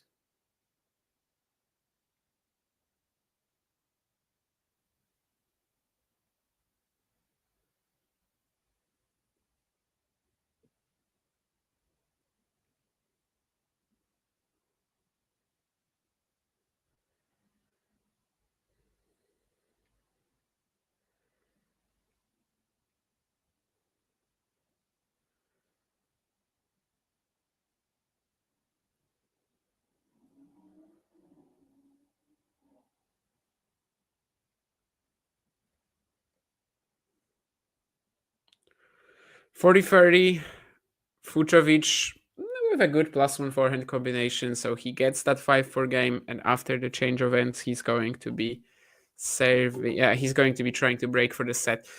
Yeah, this is not looking good for me. I mean, if Márton wins the second set and then the third set is similarly long, I might have to call it quits before the match is over. We'll see.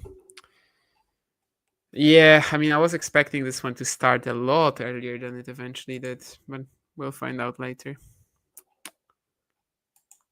Yeah, obviously, as you said, Dave, I mean, opening up the angle for yourself also opens up the angle for the opponent. Gotta be ready for that. On this occasion, he wasn't, I guess, because Navone has been missing that return the entire match. Evans won over Berrettini in the meantime.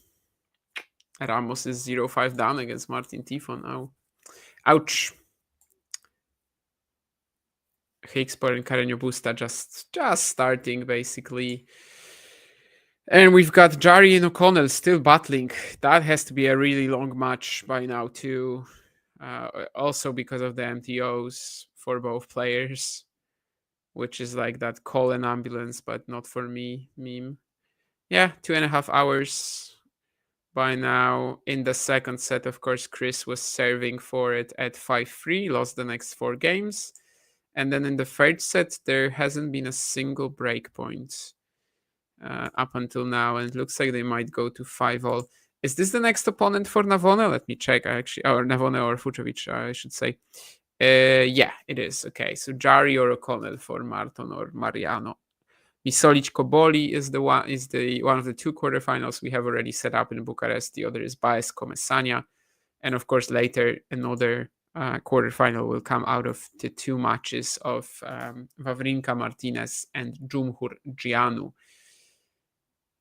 Dżumhur, reasonable favorite there, but I don't know. His playstyle is so weird. Gianu is a grinder. Maybe he can do something there. Wawrinka, I wonder how he's going to react to that 3-hour match against Skatov.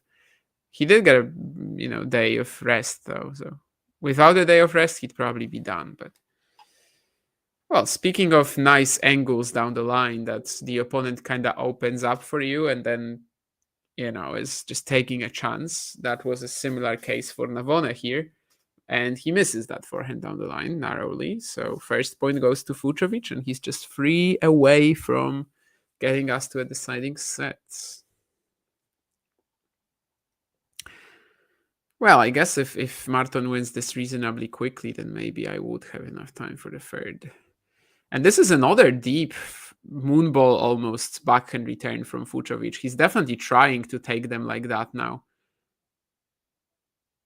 And this is a bit of a crazy point, but again, the touch on the volleys at from the Hungarian is amazing. So, but yeah, he's definitely trying to take these backhand returns like that. It's a switch up he made.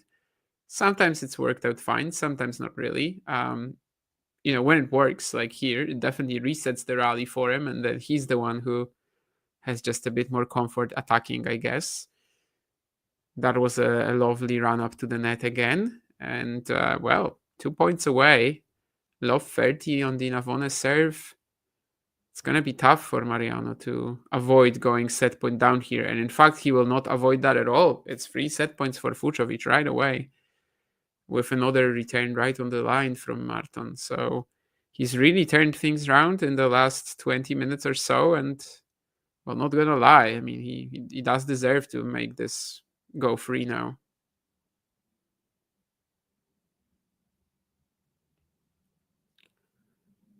Navone will need some more of that, exceptional breakpoint play. Well, the first one is pretty exceptional. Even the last one, I mean, could have gotten a little bit confused there on that strong pass from Fucsovics. It was obviously right at him, but still needed to stay composed. Puts it away. Once more, he's also like a little more proactive, breakpoint down. I'd like to see a comparison of how fast Navone's ground strokes are breakpoint down and not breakpoint down. I feel like they would be significantly faster. Let's see. Now he doesn't really have any edge in this point. It's a slice from Fucsovics. Trading backhands cross. Navone gets to his forehand. And what a lovely shot here. Wow. Inside out with such a narrow angle. So just one more set point left. Fucsovics better not blow this.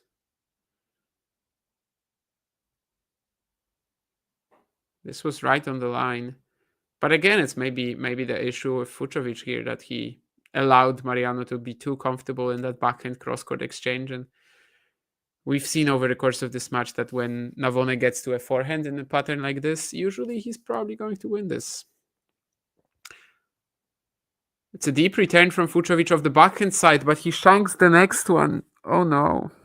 3 set points blown. 2 break points in the previous game. I don't know, guys. I don't know. And my stream is going off again, so I might have to switch to that slower one, which unfortunately in this case means I will have to watch the last 2 set points again. Maybe I'll notice something new this time. Probably not. But yeah, I mean, this second set point, just trading backhands cross-court like that, I don't feel like it's ever worked out for Fucsovics in this match. Obviously, Navone didn't have to find that wicked angle. Like, it could have been out. But yeah, you'd think that over the last 15-20 minutes, Márton has gotten where he did based on some more aggressive, some more proactive play, right? But on breakpoint, it's been tough for him to replicate it. And now I'm watching the third set point again, which basically had that shank from Fucsovics on the second shot. And now I'm back to where I was on the other stream. Bucharest, the lovely Bucharest. I've never been to Bucharest, just to be clear, but Budapest is nice. Used to have an ATP Tour event as well. I'm not sure how many years. Definitely there was that one wild edition where Taro Daniel won over Malik Jaziri. Anyway, 40 all, let's see. 3 set points saved, but of course it's still not a good position to be in. You're still just 2 points away from losing the set. And in fact, Navone is going to be 1 point away from losing the set now. And I have a bit of a spoiler for myself because the stream that is a bit faster is back now. But anyway, let's watch the fourth set point for Fucsovics. And will it be taken or not? Will it be converted? Ha! I mean, who knows, right? I mean, if you're watching the stream, like the scoreboard on stream, you also know by now. But let me see what the fourth set point is like. Okay, another... Oh, that's cheap. Yeah, it's just another high backhand return from Fucsovics of that out wide serve. And it seems to be doing the trick. Navone misses the inside out narrowly this time. So 6-4, 4-6, going free in Bucharest in a rematch of last year's final. Speaking of Jari and O'Connell, 6-5, and Chris is going to serve to try to take it to the third set tiebreak. Krikspor and Carreño Busta still barely started. Not much action there yet. Well, so in terms of my availability, let's just say it would be good if they ended in about 50 minutes. Because past that, I might have to quit. We'll see.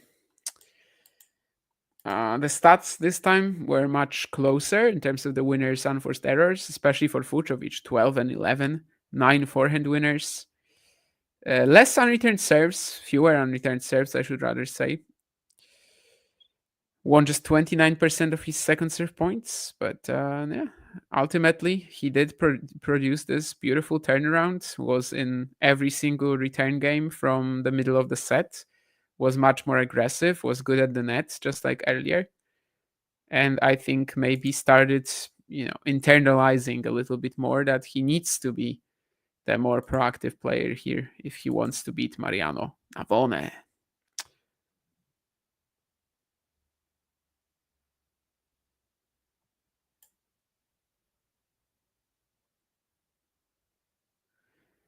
I mean, I really like how Wawrinka has been playing the last 2 weeks. I just don't know what that 3-hour match with Skatov is going to do to him.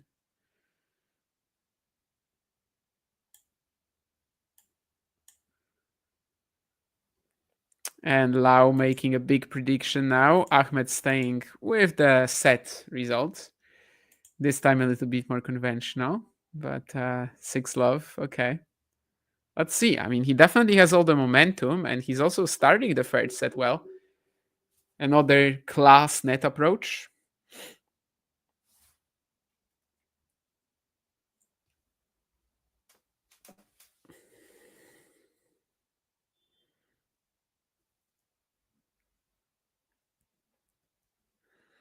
I need some aggressive play from Márton for sure if this third set is going to last under 50 minutes. I'm not even saying he has to win, but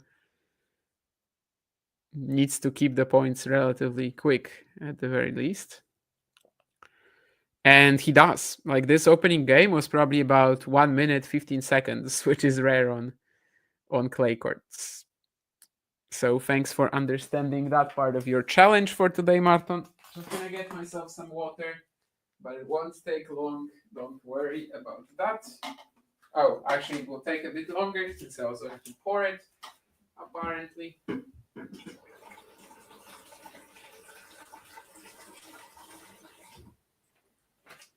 I don't know why my mate didn't pour me a full tank of water, and yeah, I don't know. What is she doing? I think I need to fire her, or at least cut her salary. Seriously, though, I'd like to have a maid. I mean, not the cleanest person, which thankfully you basically cannot see.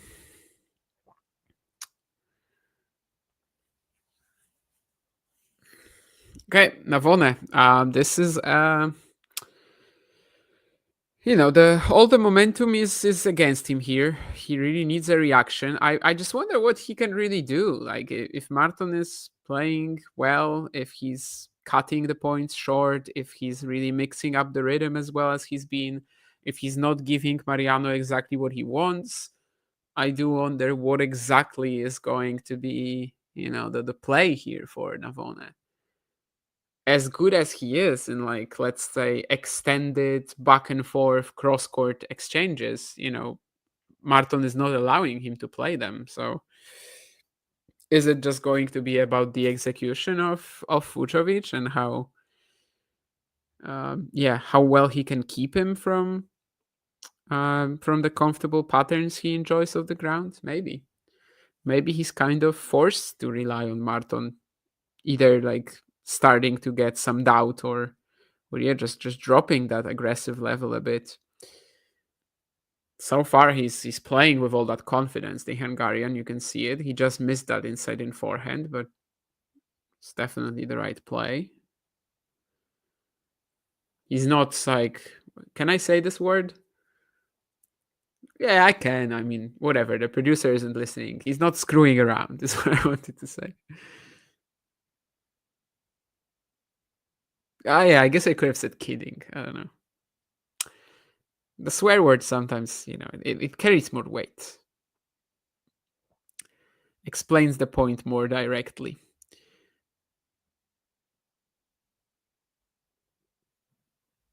Yeah, pretty active with his feet there, Márton, but it's not like he can get out of the patterns here. Yeah. I think he was trying to. He was like actively trying to search for something, ramp up the pace on that forehand a bit, but it never was enough to get Mariano uncomfortable. And eventually, it's the Argentinian who finds that backhand down the line. And by that point, Fucsovics is, a little tired with the whole rally and just can't cover that corner.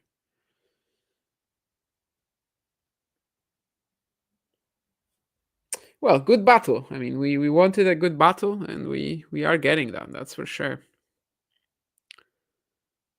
It's also obviously tighter than their last year's final.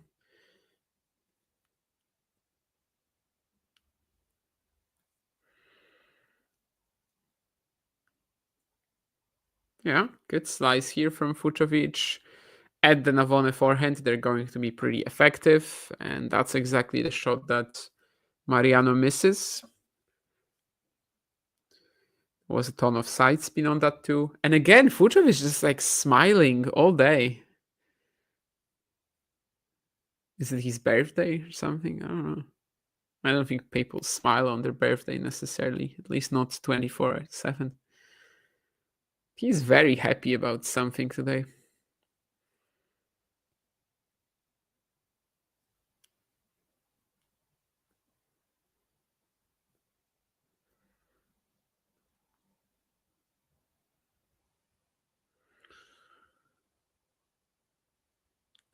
Goes for an aggressive backhand down the line and sets up a breakpoint. If he could get to like 3-love lead here, right, that would really give him all the cards. And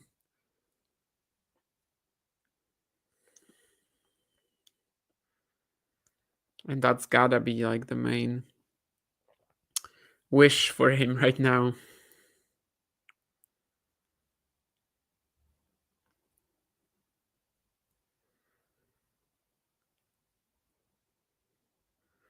And he will get at least the 2 games to love.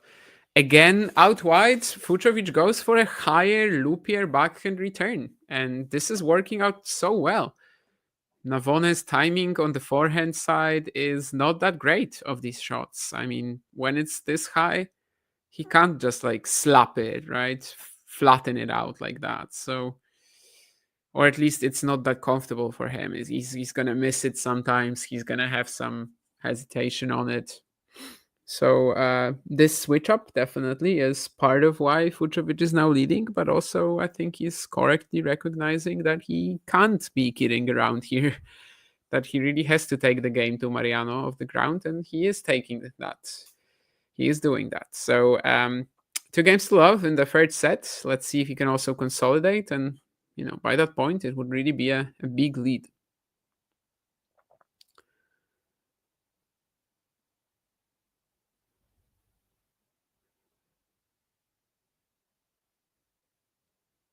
But now, can he get out of the backhand cross-court point again? Tried that with the backhand line, but now they're kind of back into the usual rally pattern. And yeah, Navone has him where he wants him here. Yep.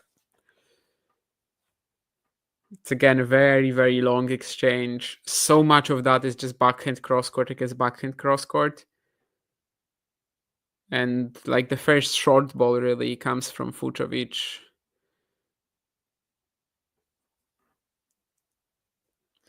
Navone has such good, like even that forehand, which is, it lacks depth. It's often a little bit too loopy and doesn't have that much pace. But when he has that short ball here, he has a really nice way of just like whipping it. Definitely much more difficult for him, all these higher shots from Márton that he's going for sometimes. Now Navone is in control of the next rally too. Will throw in the backhand drop shot. It's pretty weak though. Yeah, great stuff from Fucsovics to read it, catch it, and get the point. I think it was pretty telegraphed though. Yeah. Fucsovics just puts it away.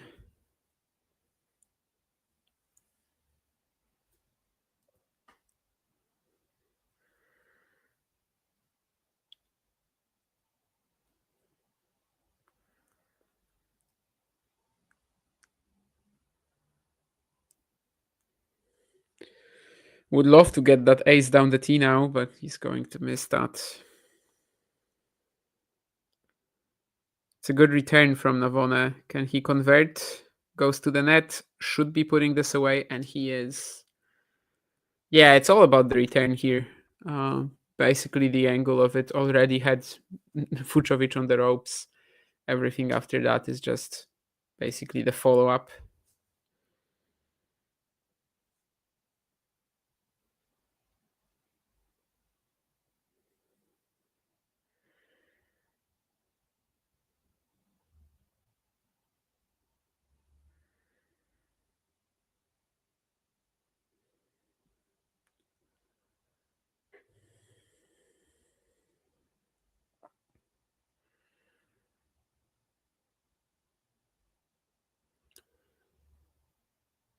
Fucsovics spreading the court a little bit more on the next point and gets the reward. Navone is quite irritated with his miss here. Certainly wasn't like the fastest shot that Márton hit in the rally that he ended up forcing an error with. Puts him at 30 all.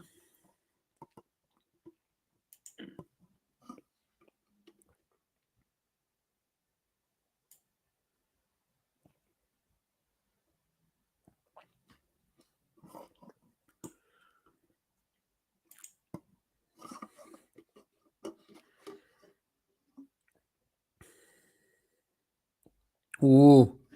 Speaking of good backhand drop shots, this is similar to that one that Fucsovics played earlier with a lot of side spin, but this time it's Navone going for it.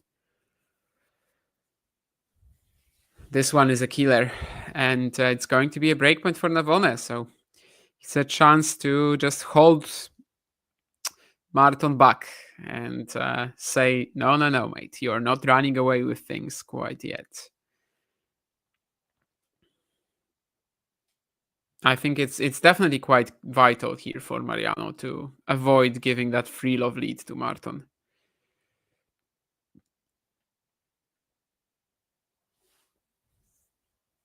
Free love is, of course, not game over, but considering all the patterns in this match and how, it's not that easy for Navone to like even hold serve after that. Yeah. Again, some forehands dropping really short from Navone, but the placement is there with the cross court and then down the line. He breaks back. So 2-1. The 6-love prediction goes out the window.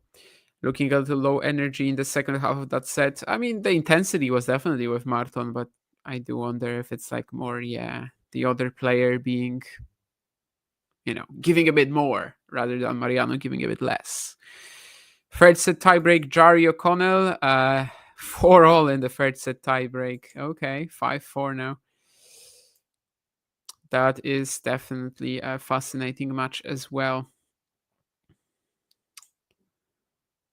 Can I watch this live? I mean, Tennis TV, probably the best option, unless you're in one of these countries where you can't.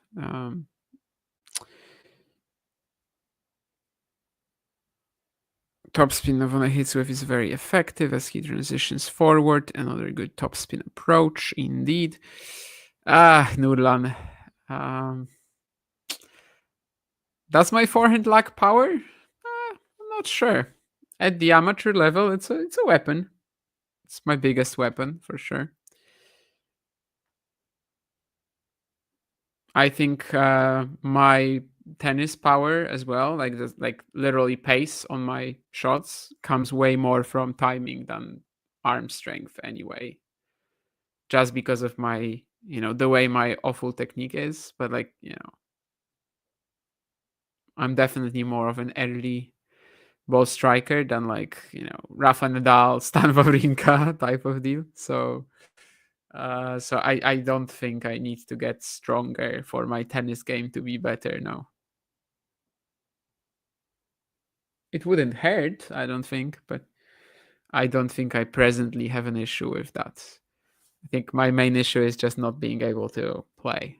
I mean, literally just the lack of, let's say, proper technique rather than lack of strength.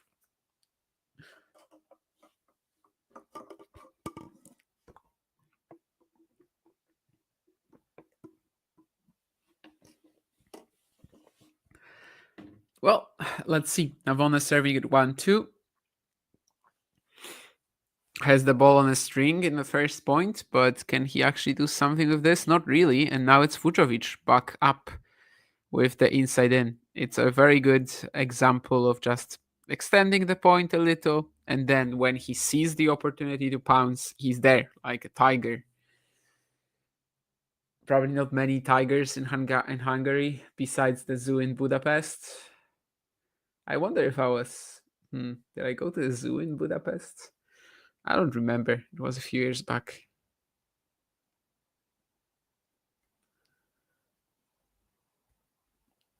No, I don't think I went to the zoo, right? I don't know.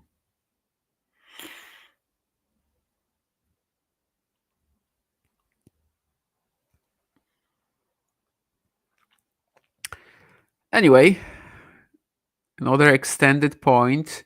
Fucsovics playing just with a little bit more initiative, goes deeper on the backhands and wins it as well. So, yeah, maybe to the point that I was raising earlier, that if Fucsovics was leading 3-love, it's really not a guarantee that Navone will hold now and he will keep himself within touching distance. So, in this match, I guess it's just fair to say that whenever somebody will, let's say, get 3 games ahead, they will probably be really, really comfortable, at least for the time being.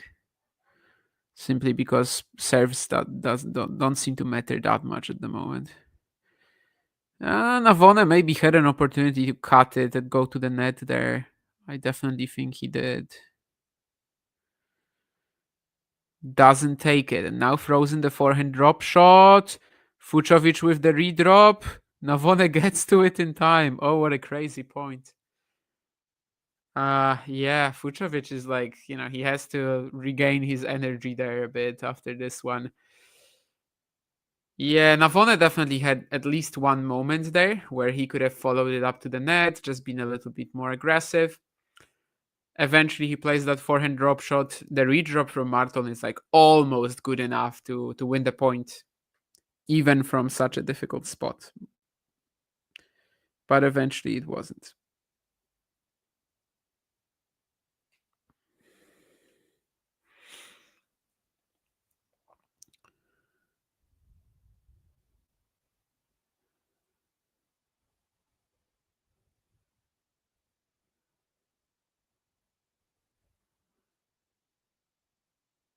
Again, he's more proactive in this backhand exchange, though. So I guess he's showing us that it doesn't need to be a bad thing to just trade backhands cross-court with Navone, if he's the one just adding that little bit more pace in the last phase of the motion. If he's just closing down the wrist a little bit more there, and yeah, just making sure that this is not just a neutral trade, that Navone cannot really settle into the point there. And now Fucsovics is on the attack again. What a brilliant volley. And Navone cannot lob him from this. So 3-1. He restores the break. edges ahead once more. Now the big question is whether he can get that 4-1 lead. Get ahead by 3 games, which he previously wasn't able to do.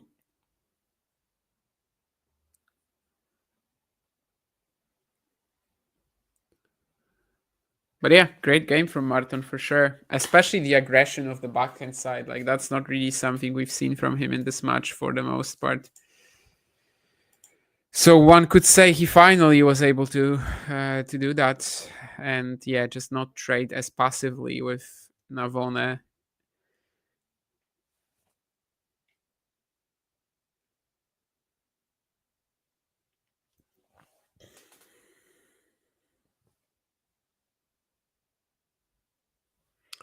Looks like my stream is dying again, so I will watch the breakpoint once more for Fucsovics here.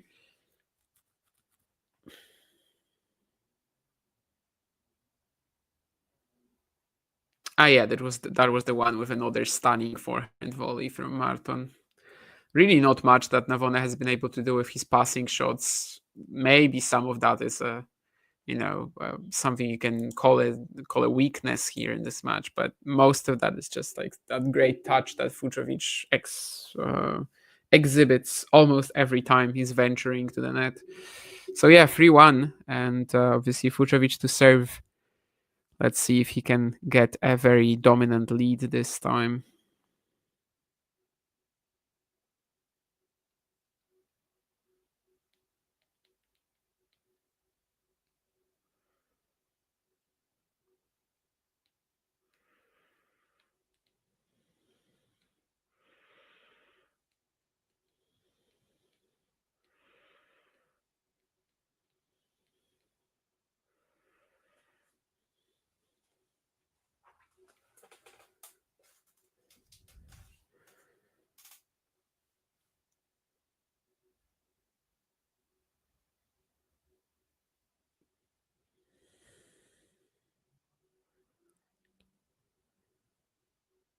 Gets Navone to slice, goes inside in, but it's not quite good enough. Like, he just doesn't really go after the corner here. And Navone is just reading it like a book. The anticipation is fantastic there, and he counters it perfectly too. Yeah, I guess the slice from Navone wasn't that easy, though. I mean, playing it right into the corner would have been quite difficult. Must be a bit of a frustrating first point in this game for Fucsovics, though, because up until, well, a certain moment, he was doing everything right. And yeah, just basically had one shot that wasn't placed perfectly, and that's how he lost it. Oh, and my stream is back. So let's actually see how that second point went then. Oh, no, I won't be able to. Okay, maybe I can mix it up somehow. Anyway, it's 15:30 now. And that's after 15-all. Okay. Never mind. Let's see.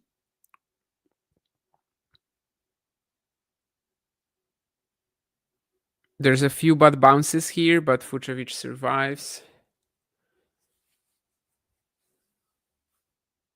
Definitely more of a point when he's just defending against Navone's aggression, but can Mariano finish it off? It's another good drop shot from him, yeah.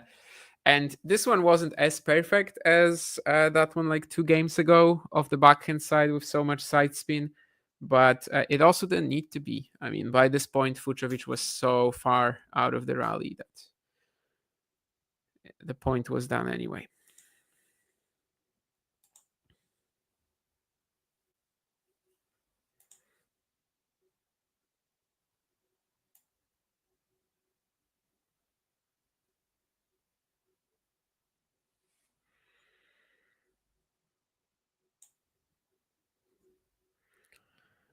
Apparently there were ups spotted by Dave. I didn't see that. And yes, it's going to be a break right back for Navone. So yeah, I think Márton after the previous game, he was a little, let's just say he needed a bit of a breather. Like, he wasn't able to just pounce with the same intensity. And Navone is still very much in this. And as Jean says, O'Connell won 7-5 in the third. So still no clay court success for Jari and Tabilo since Rome. And in terms of Talon Hickspor and Pablo Carreño Busta, 6-5, perhaps going to a tiebreak there in the opening set. Some forehand tips for Silky. Okay.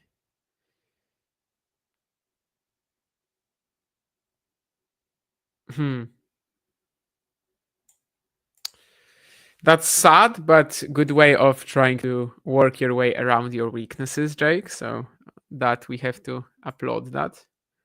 That we have to applaud.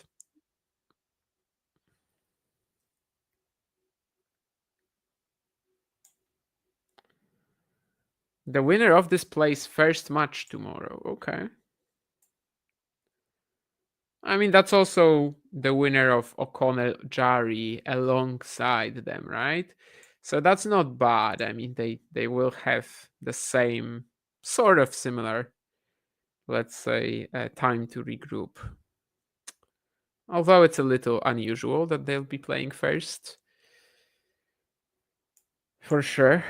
It is starting to feel more and more like a coin flip. I mean, so vital for Mariano to get these 2 breaks right back and not give Fucsovics any comfort. 3-2. It's also dangerously close to getting to a point where I might not be able to watch it until the end, but let's see. Hopefully it's like, 30 minutes stops. And that's my hope. But I guess we'll see. They should be back on the court momentarily.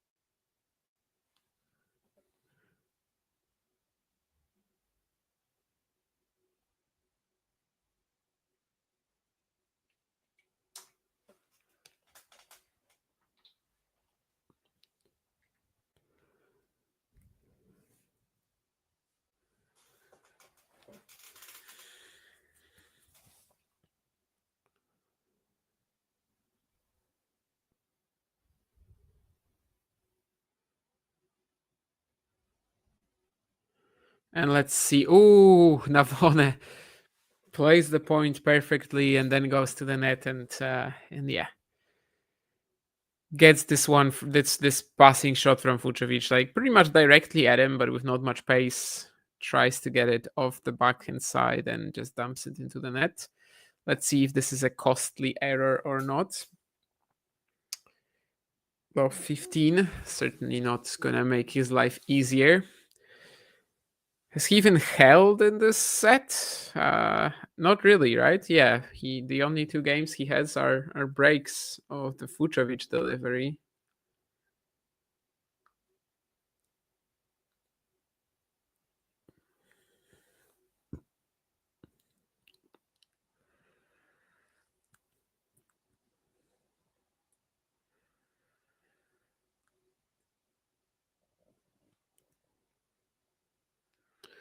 And a second serve here too.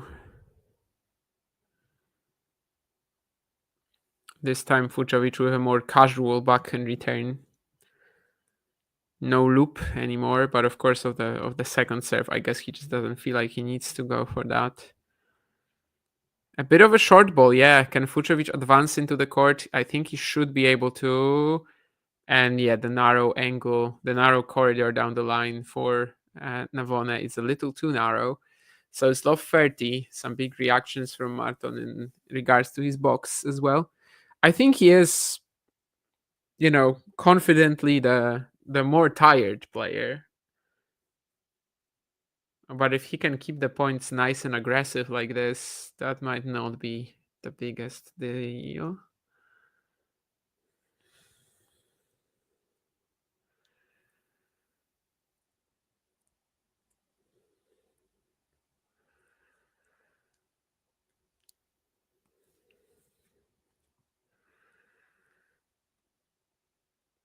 Whew. And speaking of keeping points nice and aggressive, best forehand of the match? Probably. What a cannon down the line. And that's 3 breakpoints for Márton, who might go up a break again in this match in this set for the third time here.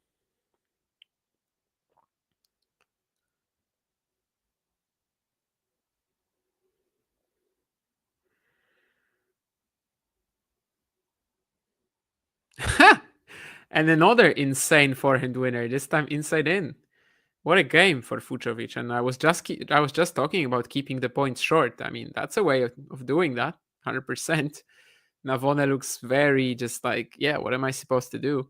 Honestly, on the last 2 points, not much. There's not that much on your let's say power, pace, spin on your first shot, and someone with a forehand like Fucsovics, yeah, why not? He might be able to take advantage of that in such a brutal manner.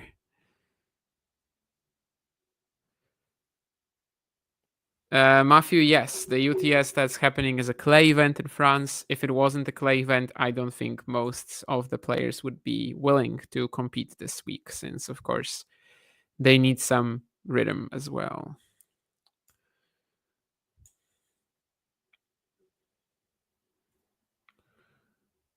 Huh. Yeah, that's quite interesting, Sean, but like how good is your mom then? Probably not too good, right?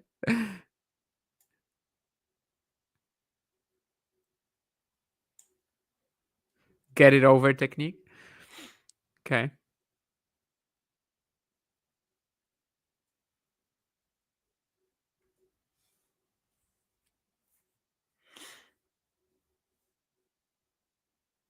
My dad used to switch between a one-hander and a two-hander in the points, which is, some you can do that. Obviously, Joey Songa, for example, is quite a famous example. I mean, he wasn't doing that, I guess.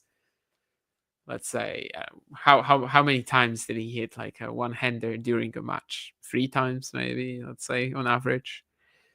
But yeah, I mean, I guess it's technically plausible. You can try. I don't think it's the most amazing idea.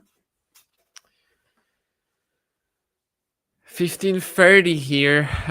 Is it going to be another game where Fucsovics, or another situation where Fucsovics gets up a break? He plays so well to get it, but then there's that, a little like shortness of breath, not even in the physical sense, but he plays the previous one with so much intensity and then struggles to replicate it. Let's see. 15:30. Now it's Navone on the attack. And I think the backhand defensive get from Fucsovics is going to be long. So yeah, 2 breakpoints. This is a set that is definitely going, in a very similar pattern thus far, especially if Mariano breaks here, of course. There's only been 1 hold, and that was the very first game of the set. I think it was to love for Fucsovics. And after that, we've just traded breaks consistently, which is just not allowing Márton to get ahead by enough. By enough to, feel comfortable. Because at 5-2, I mean, I definitely love his chances to claim the match. At 4-3, this still feels like a flip. Let's see if Mariano can get there. He can. The backhand is just a complete mishit from Fucsovics. Yeah, it's like he gathers all this energy for the breaks, and then he doesn't have any left for the next one. So after 2 hours and 20 minutes, 4-3 Fucsovics, the match is still going. I have about 20 minutes, let's say. So the guys better keep it pretty quick.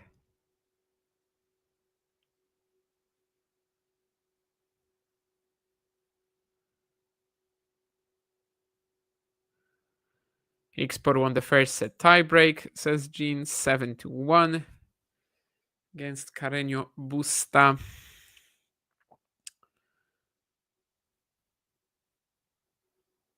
Carreño Busta, and later in Bogota, Cristina Buxa will be playing. Anyway, never mind. Ramos is heavily losing to Martin Tifon. Played such a good match against Billy Harris, but of course, at this stage of his career, yeah, we're not really getting him, the most consistent performances from the veteran. And I think it's good that he chose to retire this year. I really don't think he has much left.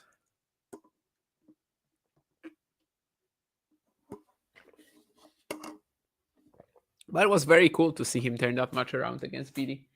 I think he really played exceptionally well and used both his clay court pedigree, but also just literally had to go for the ball a bit more, because he was tired, because the match was so challenging for him, and was able to do that too. So I think it was a very impressive performance from Mr. Ramos.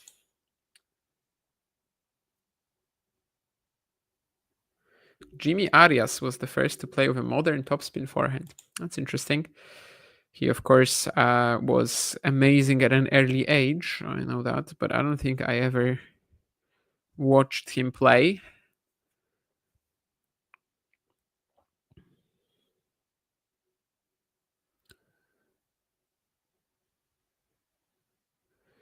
Let's see. Is it going to be another break for Fucsovics where he just gathers all the intensity during the change of ends and goes for it? Well, so far maybe not going for it, but Mariano is gonna miss this slice.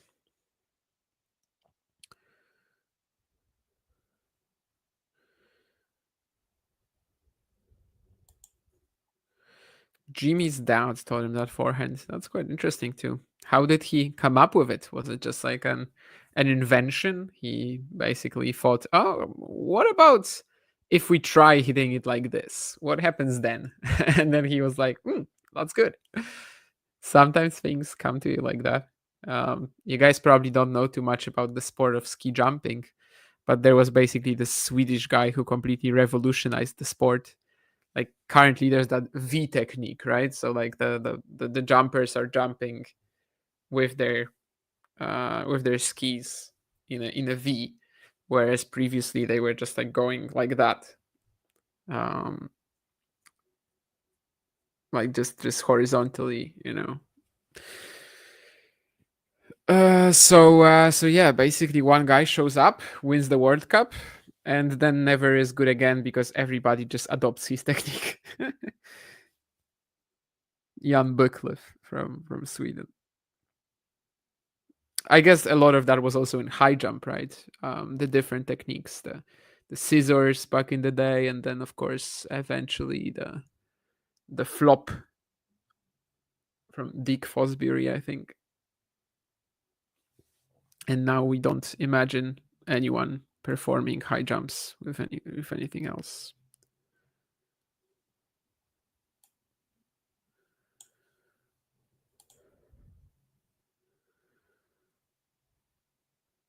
Okay. Invented it because it made more sense. Sure, that works. Very interesting use of the background, but that makes sense.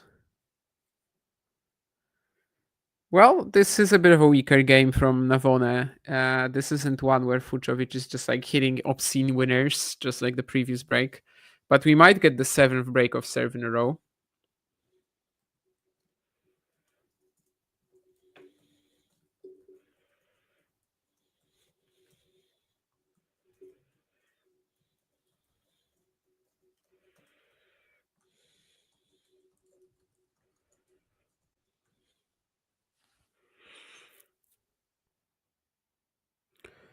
First has been saved by Navone. Big serve at the backhand. This time on the deuce side, Márton has had that unique way of returning his out wide serve on the outside with the backhand loop. But on this side, I guess it's not been that much of a bother generally. Let's see how the second breakpoint is going to be. Yeah, goes at the backhand again. This one is a little lower, a little shorter. And he leaves a bit too much space to Mariano. So again, it's like the whole match basically revolves around how much freedom is Navone going to have from Fucsovics, right? Like if Márton is aggressive, if he's on top of points, he's usually able to get it done. But especially on breakpoints, he does tend to be a little bit, or breakpoints or key points, he does tend to be a bit more tentative, I guess. Not on the one, of course, where he converted it with a massive winner, but that was 3 in a row. I mean, it was a first out of potential 3, so of course it was easier to take a risk. Navone is gonna miss another forehand here, though, so one more breakpoint. I mean, kind of has to take it here, Fucsovics. I'm not confident that if it goes to 4-all, he suddenly holds serve again.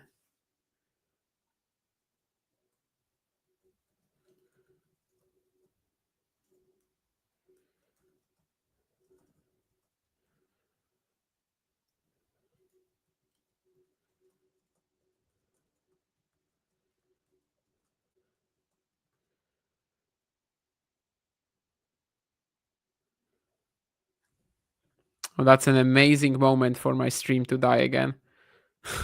So I guess I'm gonna have to switch back to the one that's slower. Yeah, this is a stream where there's a lot of stuff happening, but we're handling things, right? We're handling things. Hopefully, no more curveballs thrown our way other than this streaming situation. Okay, I'm watching the point now. Am I? Okay, I'm not yet, at least.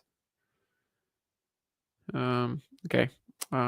Well, anyway, now I'm watching the deuce point again, which I've already seen, and it was that shank from Navone going forehand line. So I'm not checking the stream for the moment, just not to see the scoreboard. I don't want to spoil it for myself this time. I've already seen a bit of that rally though, and I saw that it was going to be a rally. That's basically what I wanted to say.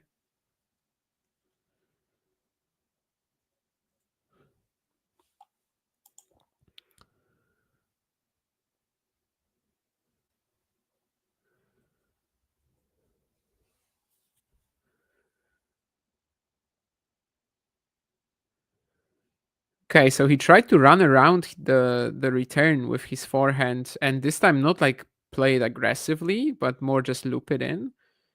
Interesting. I don't think I've seen him do that in this match. Now he throws in the slice. Can he get an error from Navone like this? Again, it's just a little passive, right? But maybe it will be enough. He's really like slicing hard here. And Navone is just outplaying him in this, but maybe we'll miss the final shot. Who knows? Oh my, this is quite a rally. And the depth from Navone is enough. Actually, Márton seems to be cramping now. Oh wow. Yeah, he's got a big cramp here after losing that break point, right? Because I think the shot from Navone was really deep. The scoreboard hasn't switched, but or it's probably switched on the stream, so I can just check. But yeah, of course, he is cramping. Yeah, still down. I don't think he can continue, says Dave. Ooh, yeah, he's on the floor now. Let's see how this will work out, or not. Maybe that's why he was just a little bit more tentative on the last few points. He just didn't have much left in his legs there.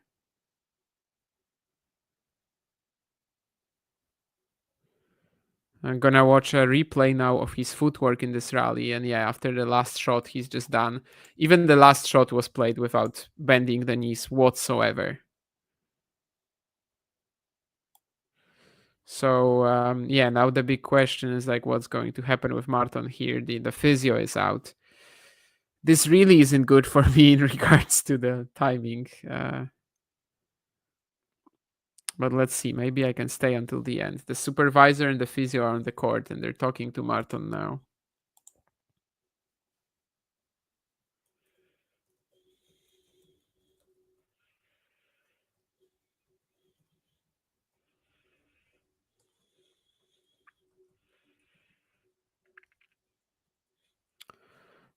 Could this be the way that Navone wins this Bucharest final rematch? I mean, it won't exactly be like completely undeserved. The last few games, he's doing very well to like keep himself next to Márton, and And all these break points, again, he's been very good on just using the space that Fucsovics provided for him. But obviously, it's not the kind of way we want this match to end. But it looks like he will be up, right? Yeah, it looks like we will be playing shortly.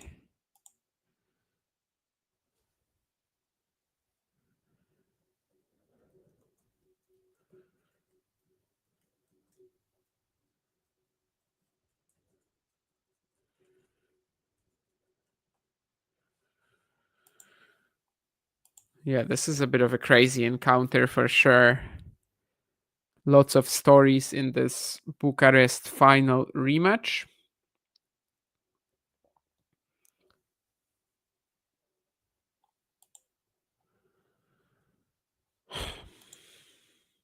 Obviously, it has to be a 3-hour match when I don't have that much time, right? It's always like that. Mind games? Nah, I mean Lau, he's been a little lower on intensity the last few games. You saw that all the time he was just like blasting the ball in the Navone service games, getting the break, and then he just didn't have much left for the service game to come after that. At deuce here, he had a decent opportunity, goes to the net, but he misses the volley. Probably the first horrible one that I've seen from him. Oh, okay. I don't know. I mean, a lot of people are saying things like that about tennis players.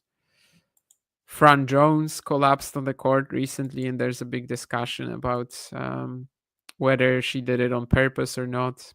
I mean, she has a lot of retirements near the end of the match, so I guess I can understand why people are doubtful, but at the same time, like, we're just speculating. I don't really, well, I didn't really participate in any of these. And yeah, the next point, Navone just out-rallied him, so now we're at 4 games all. Come on, guys, I mean, I don't want them to finish, with a streak of errors or something like that. But if I want to watch this match until the end, they need to be relatively brief. Márton isn't moving as well now, says Dave, but he's still winning points, I see. Although I only see this on the scoreboard, as for myself, it's still not. My usual stream is still off. So the one I'm using right now is just starting the 9th game. At least for the time being, that's what I'm gonna have to get. This was finally the second hold of this set, by the way, and the first one for Navone. So that's another thing here.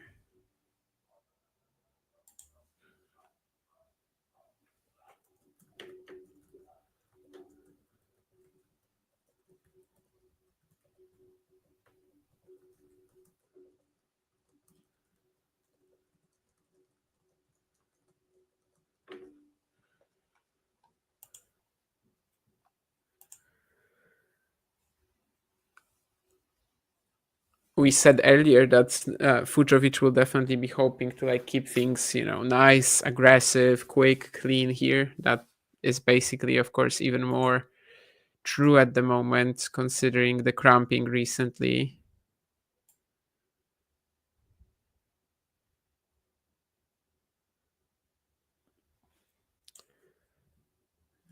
There's no space to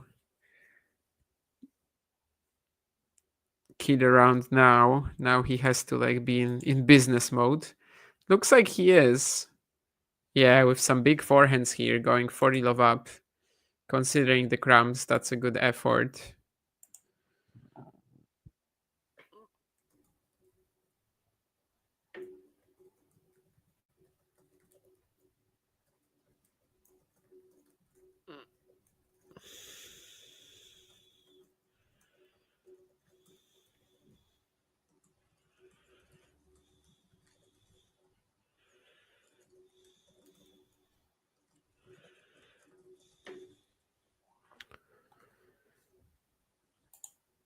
And Fucsovics, 5-4, holds pretty easily here considering the situation.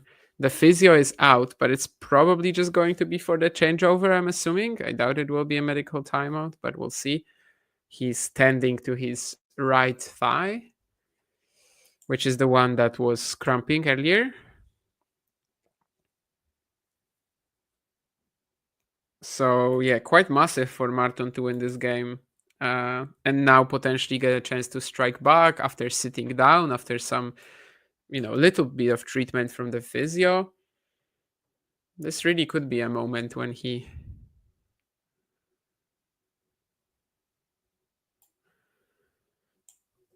just has that one final chance to strike, right?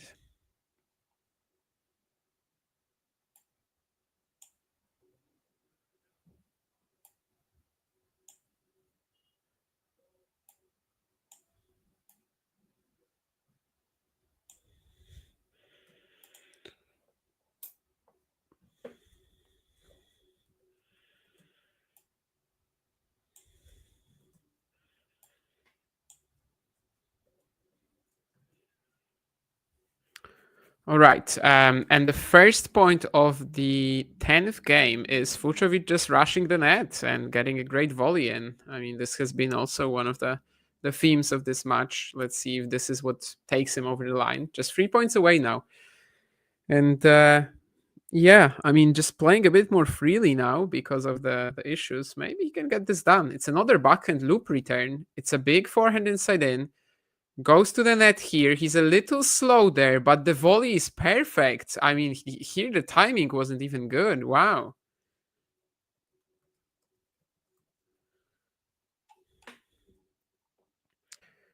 This is a fantastic volley. Because, yeah, I think he was late on the ball. I don't think this was, the best approach he had.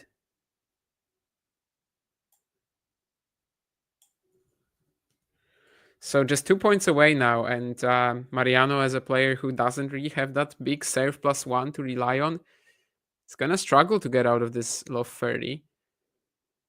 Exactly, like he just doesn't convert this position, but Fucsovics forced error backhand into the net. But it's certainly, he could have played that, that's for sure. 15-30.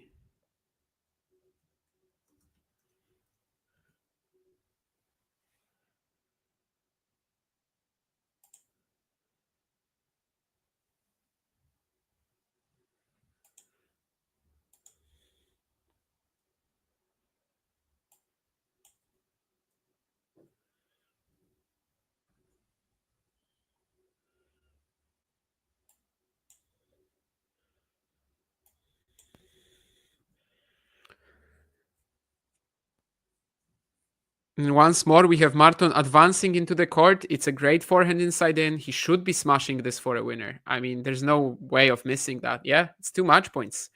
I think he's really letting it loose now because of the cramps and everything. And it's working. So now let's see if on the match points we get more of that tentative breakpoint play that he had. Or is it going to be just let's say a follow-up to these first 4 points of the game, because right now he's playing it perfectly considering the situation.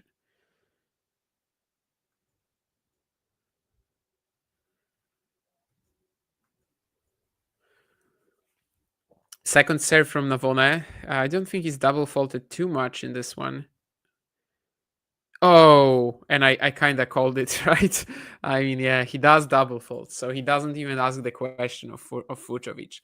But yes, ladies and gentlemen, Márton Fucsovics wins 4-6, 6-4, 6-4 against Mariano Navone from 4-6, 1-3 down in a rematch of the 2024 final. I think that Márton won this primarily on experience. He understood what he needs to do in the matchup, that he can't just passively trade these backhands cross with Navone, what sort of balls will get him easier opportunities to attack from Mariano too, right? Slicing at the forehand, or just also finding the solution to these outside wide serves with the backhand loop returns. That was really good. At the net, he was fantastic. Just the more aggressive he was with the forehand was obviously the better for him as well. Only thing that really made it tricky was that on breakpoints he was just forgetting about all of that, right? On breakpoints, he was more tentative and just allowing Navone to outrally him. And also, of course, the cramp. That was a scary moment. But anyway, I mean, still, I think a very good performance. And after this, you have to question one thing, like how is he going to recover physically for tomorrow? But what it also means is that he has a chance of saving some of these Bucharest points from last year. Of course, for now, he's adding to them because Bucharest will not be dropping from his ranking for the next couple of weeks. But obviously, that's something he has to like tend to anyway. So for now, it's a really important win, and hopefully he can just recover for tomorrow. Lau is very excited about the Hrigspor Carreño Busta Marrakesh clash, which is currently 2-2 in the second set after Taylor won it. Talon, sorry.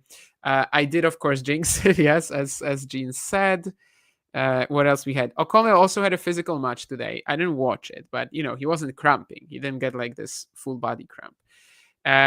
Indeed, Dave, I mean, the touch today was just beautiful. I don't think he had a poor volley today. There was one after the cramp, which was like pretty low off the backhand, but it's fine to miss something like this. And everything else he was playing just perfectly. Yeah, both players wanted me to stay online, but right now Navone with the double fault kind of made sure that I can go finally, because I have a lot to do before I leave in like hour and 20 minutes. So anyway, it was a pleasure talking to you about this match. Big story, final rematch. I'm glad that I was able to watch it. Could have been a bit shorter, but yeah, also a very nice comeback for Fucsovics, who impressed again with his tennis IQ, intelligence. There were setbacks, needless to say. As I said, he was forgetting about all the good tactical stuff on breakpoints, essentially. But in the end, he still gets it done in an impressive effort, despite the cramps. Cheers to everybody. Cheers to the chat. And I'll see you guys in some other Talking Tennis content. Obviously, we're not, that heavy this week in terms of the watch-alongs, but there should be something from Marrakesh as well coming in since John is there. So hopefully you guys can also tune into that. For now, I think for today, besides the Marrakesh content, that will probably be it. Let me just set up that John Silk outro for you. And yeah, see you soon. If you enjoyed this video, make sure you hit that like button. Don't forget to subscribe and click that notification bell so you don't miss out on all things tennis.